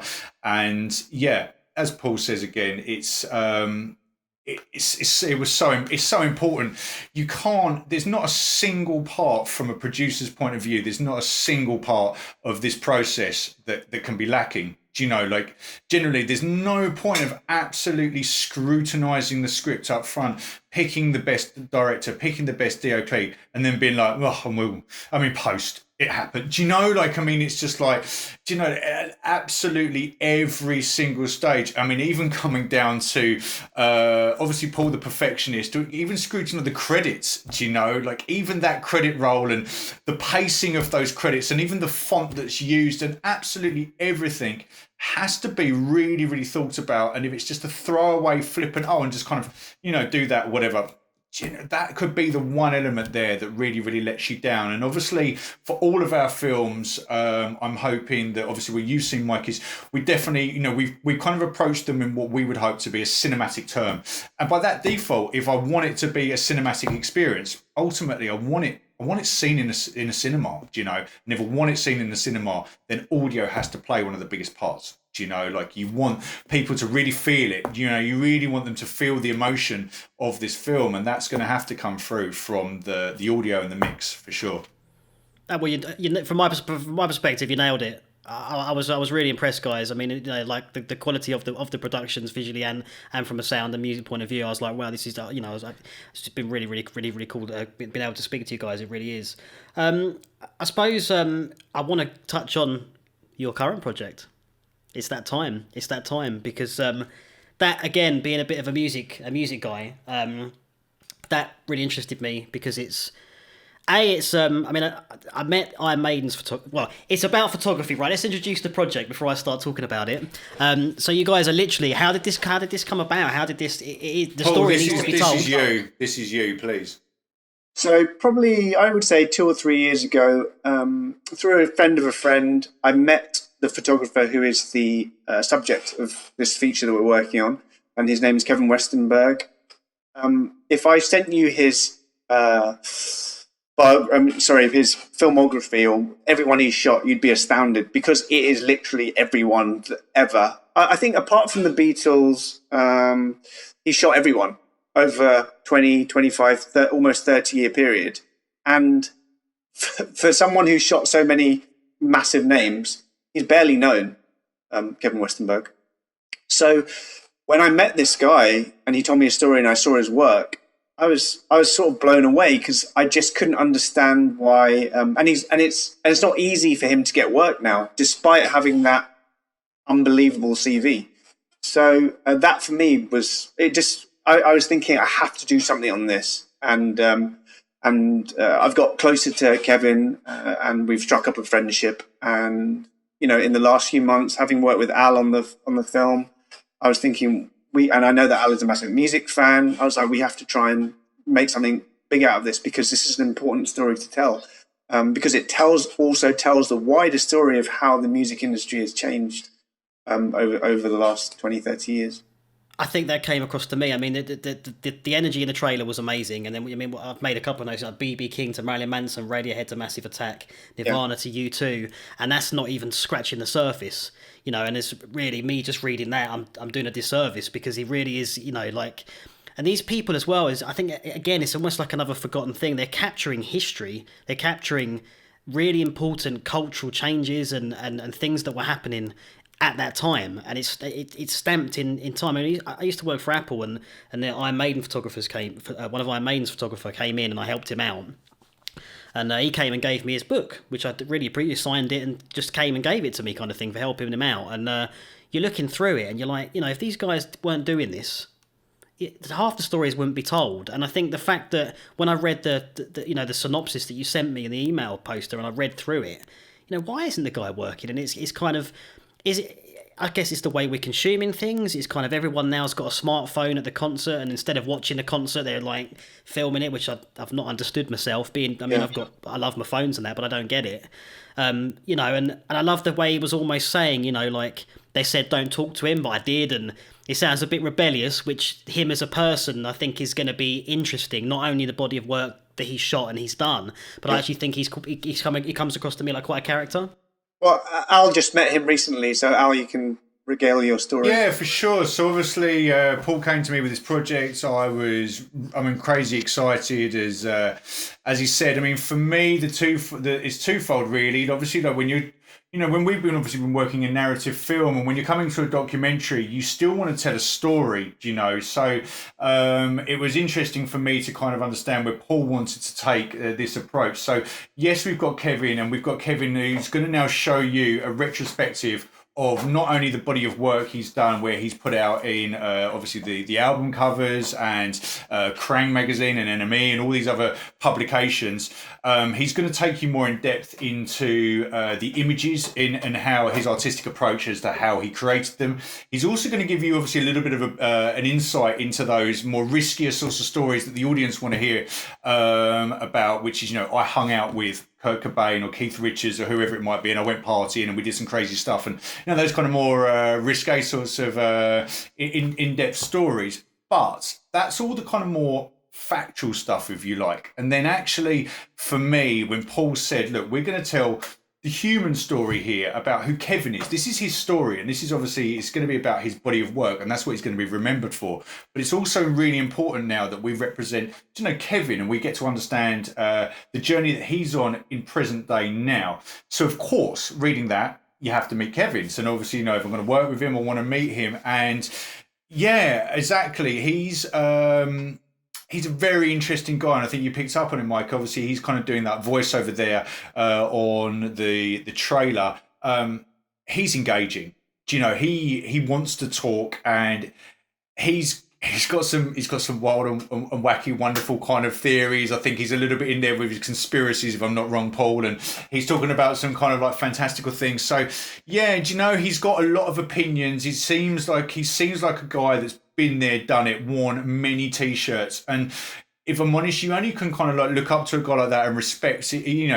You maybe, like he's maybe going to be edgy at points and maybe be a bit prickly, but that's just all character. That's just all something that you want to kind of understand. And look, I've only kind of had these brief sort of encounters, but I'm actually quite pleased in a way, because I think when we get to the actual project, I'm going to be hearing these fascinating stories afresh myself. And I really feel like he's an onion.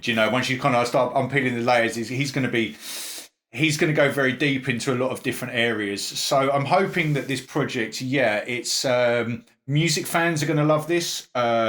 Photography, just art fans are going to love this, his artistic approaches.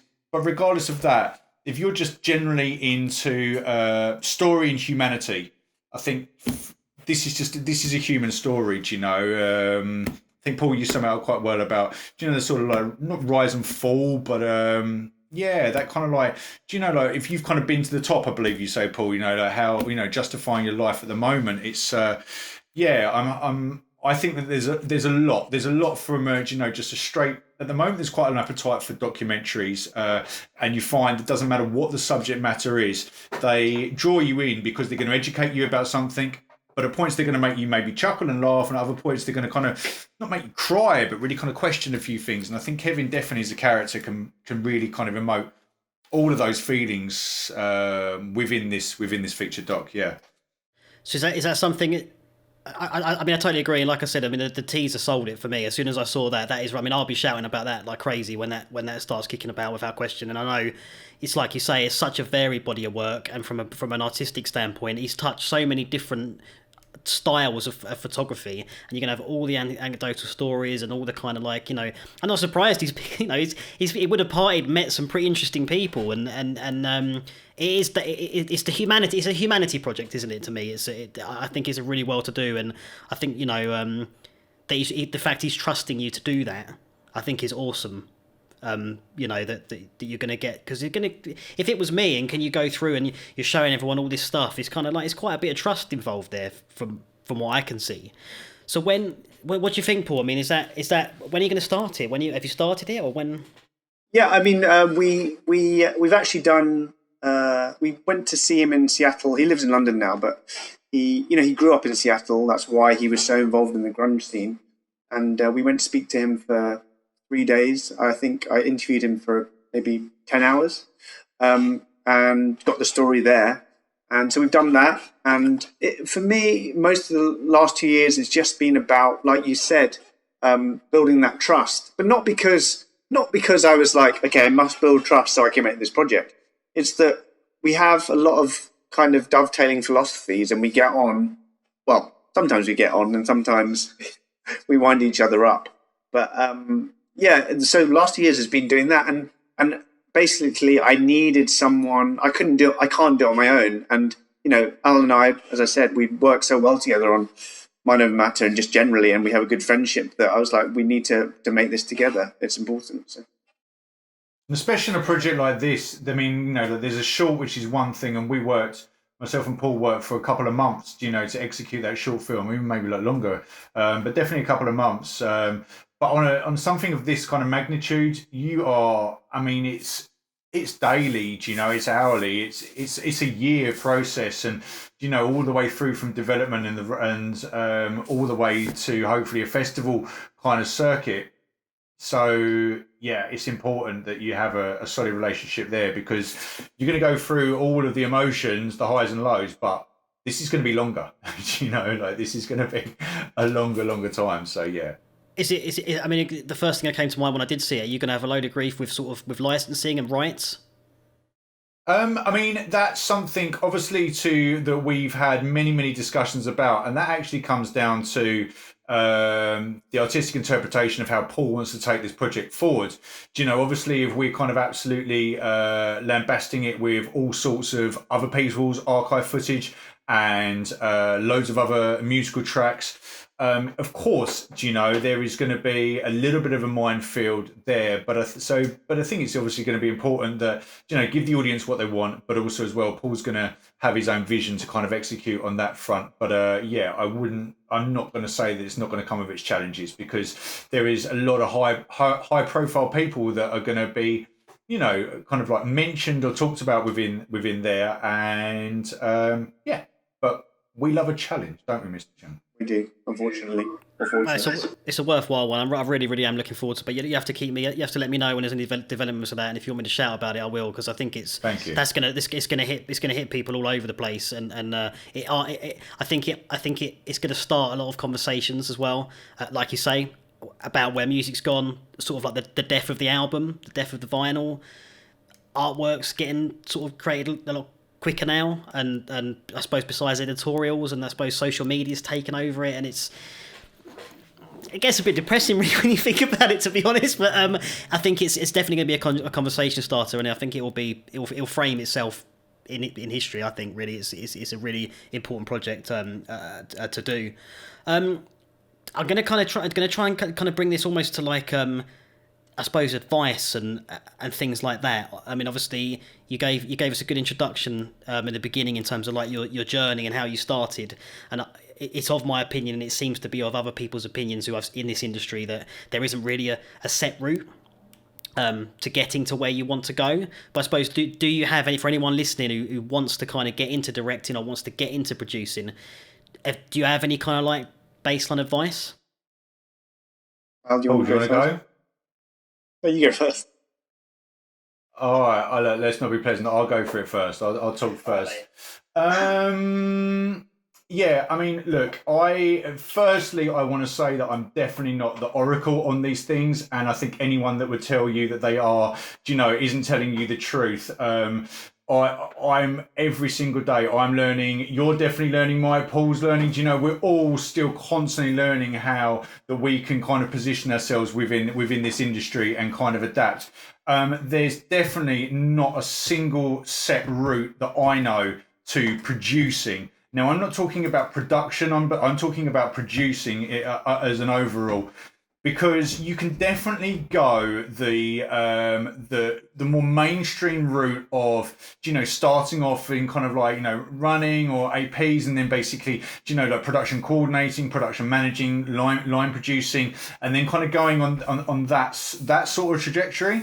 But I know, of course, like everyone does, many actors become producers.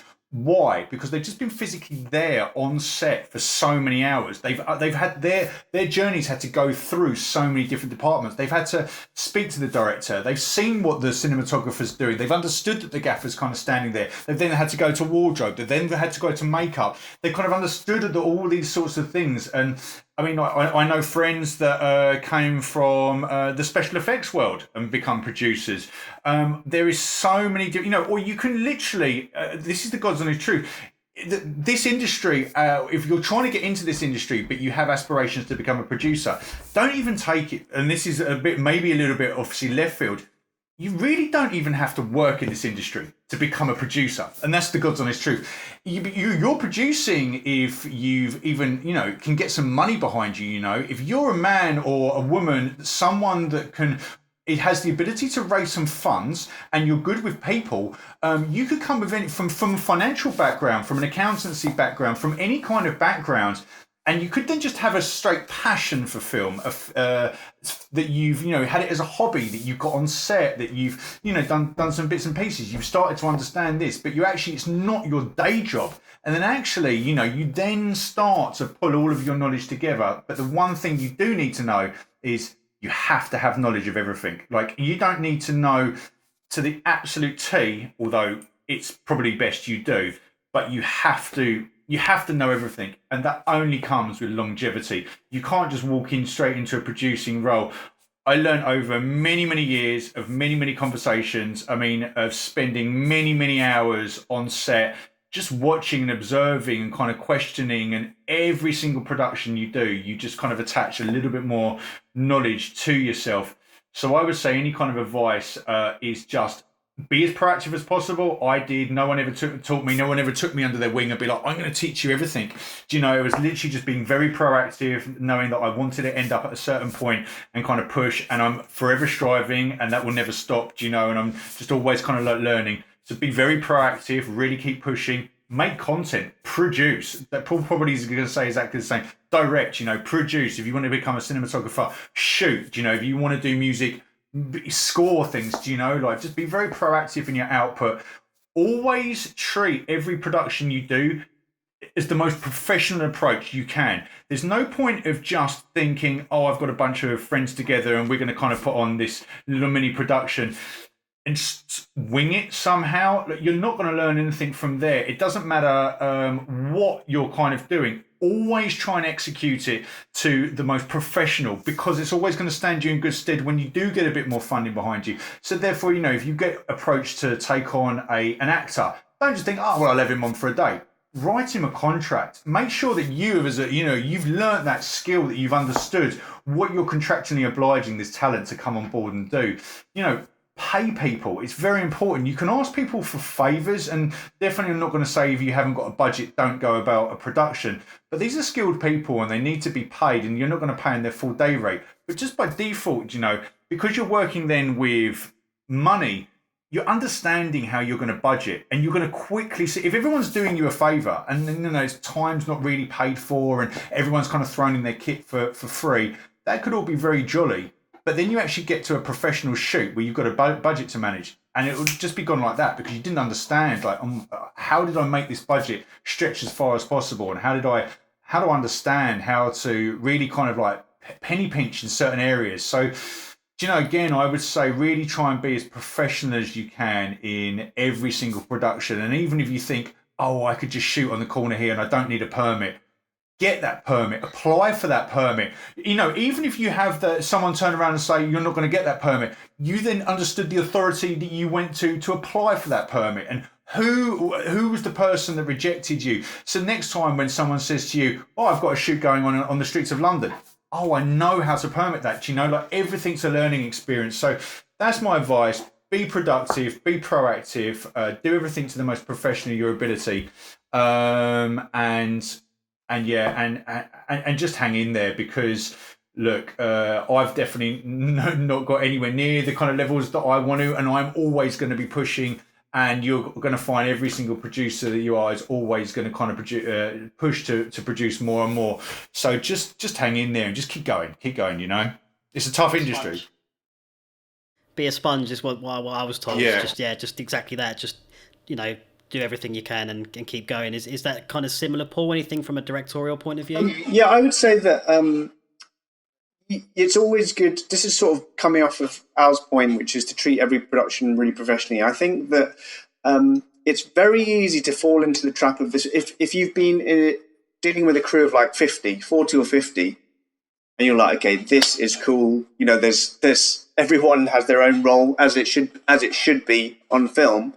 But then maybe the next week you have like a commercial shoot, or a branded content shoot, which is like 5 people, and you're like, and you feel like you don't want to put as much effort in because it's a smaller scale thing.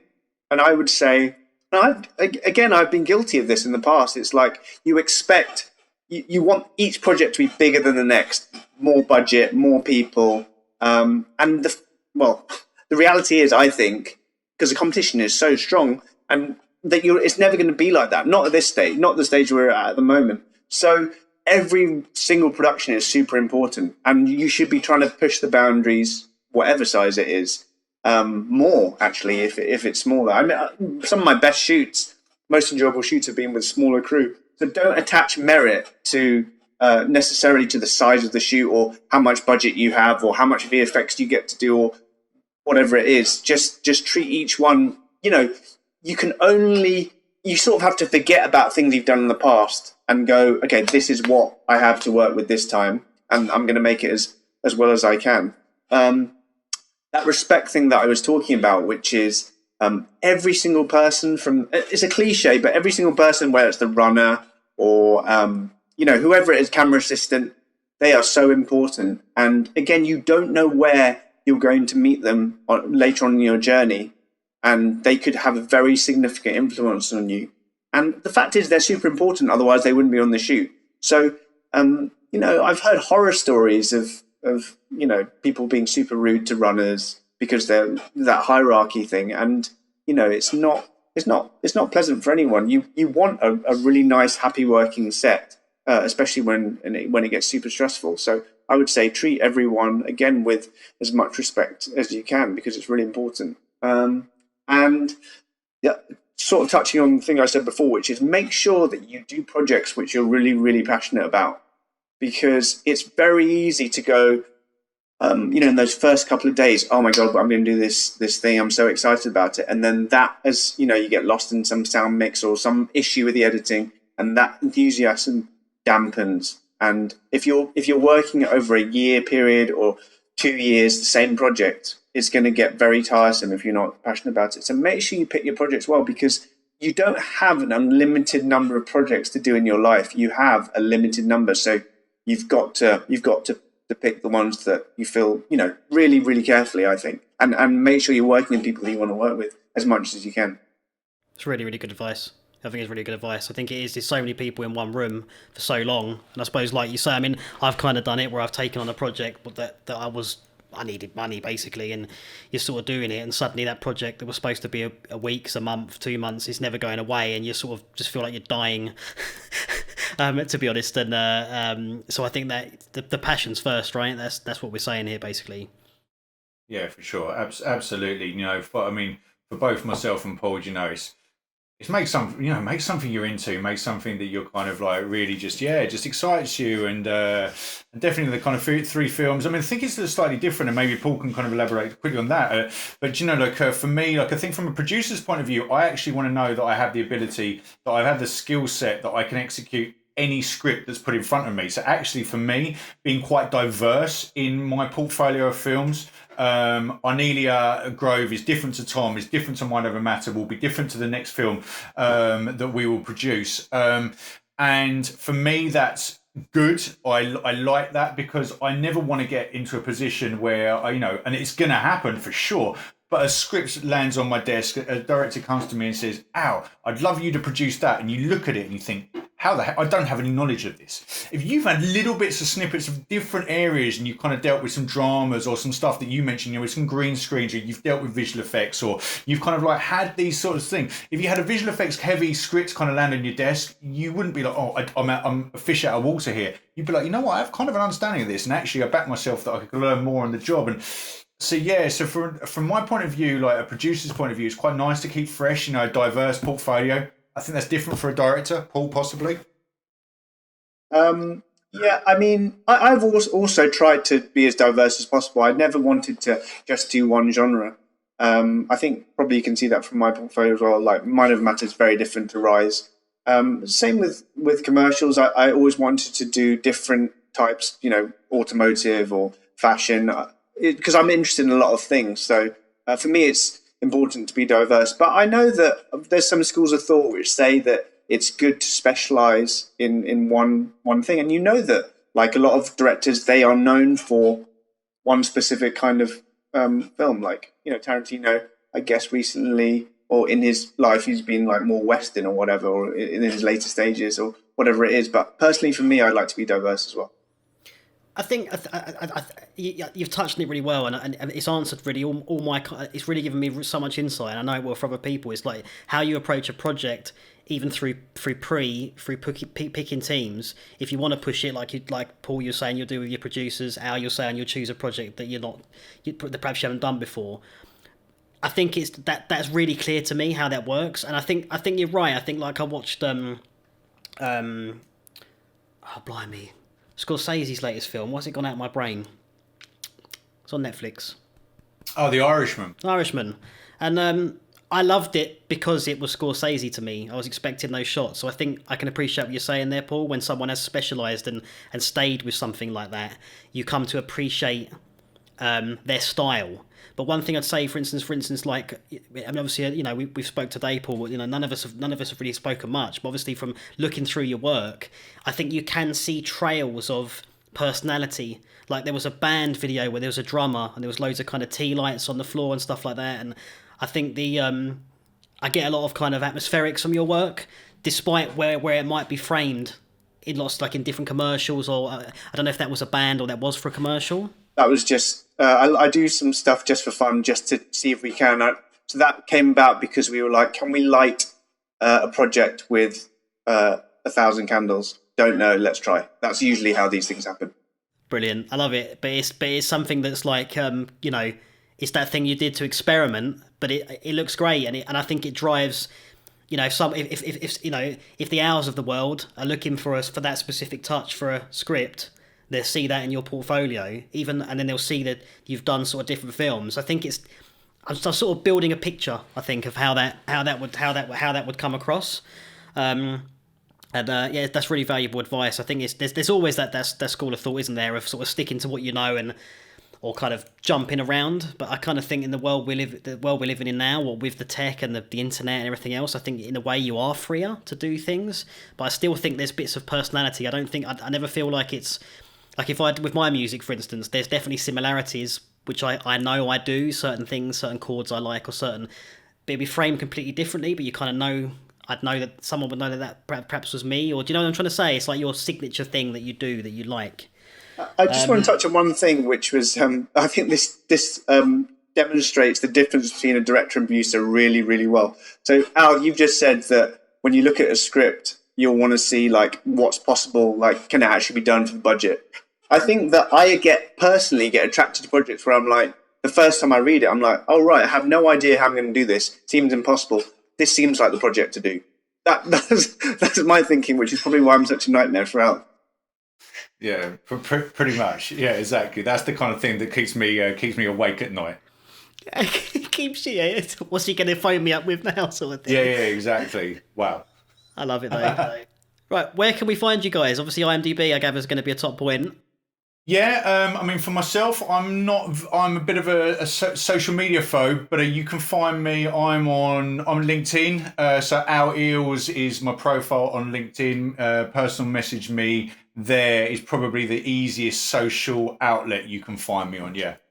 Perfect. And Paul? And for us, the company website, which is FightGravityFilms.co.uk or .com or .london, I think there's another one. So that's the best way to get hold of us. Amazing. Is there anything else you guys kind of want to add to our lovely Friday night chat here?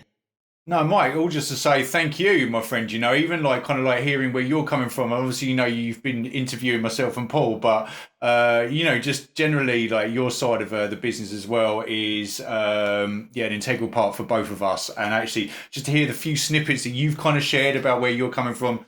So I think this is thank you, basically. I don't think the sound side gets enough. It never gets heralded enough. Honestly, it's like they're unsung heroes. So it's so important. And I don't think like anyone who is not on the side of the business that we're on will ever fully appreciate that side, because they just see what's on the screen.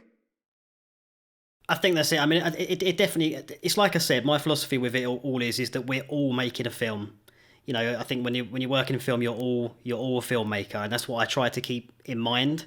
But I think you're definitely right, and I'm going to make a point of recommending the Post Company, because what I sometimes get is the film comes to me, and there's sound issues in it, and then there's almost like a bit of an expectation now, especially on smaller projects, where that's kind of like my job, and I'm like, no. I'm writing the music, like I'm not doing your dub or your, do you know what I mean? It's kind of I don't really want to dub my own music. That's another skill. Someone else needs to have that final say. But I think I think it really can take a film from even if a film's a 9, a 9.9, it takes it to 11 if you've just spent that little bit of time on the sound. So me personally, I really appreciate that, and I know people who are going to listen to this will appreciate that comment as well. So thank you so much, guys. Thank you. Yeah, excellent. I'll let you guys enjoy your Friday night. Thanks for having us. More work for you, Paul. No, you don't do Friday nights. You're cracking on, are you? A bit of work. We've got that photography. I mean, last music photographer to make. Come on. Oh yeah, should we? That's okay. Yeah, after this. Certainly, yeah, not a problem at all. This is just a little pre-warm up, wasn't it? We'll start making some big decisions. Okay, cool. Yeah, I'll speak to you after. Brilliant. Keep me informed with that. I'm really excited for it. I really am. Yeah, and obviously just to say on the last passage, the last music photographer, that if anybody's kind of heard this and wants to know a little bit more, please do get in touch with myself and Paul. We are actively now kind of developing that project, and we're looking for any funding streams. We're obviously out to some distributors, some co-funders, but generally from us, we are all ears at the moment as to a collaborative process on that project. So if you just want to find out a little bit more, want to have a conversation with me and Paul, please do reach out about that, because that's our next big thing and our next big passion project. So we'd love to speak to anybody that's found that interesting. Do it, mate. I'll link it on the page as well. I'll put, if you've got any funding or anything like that information, I'll link it all down, mate, on the video. I'll put it on the Aurora page as well. I'm all up for helping that project. Absolutely. Cool. Thank you very much. Thank you. No worries. Take care, guys. Yeah. Lovely. Yeah, mate. Thanks for that. See you. Thank you. Bye. Bye. Bye.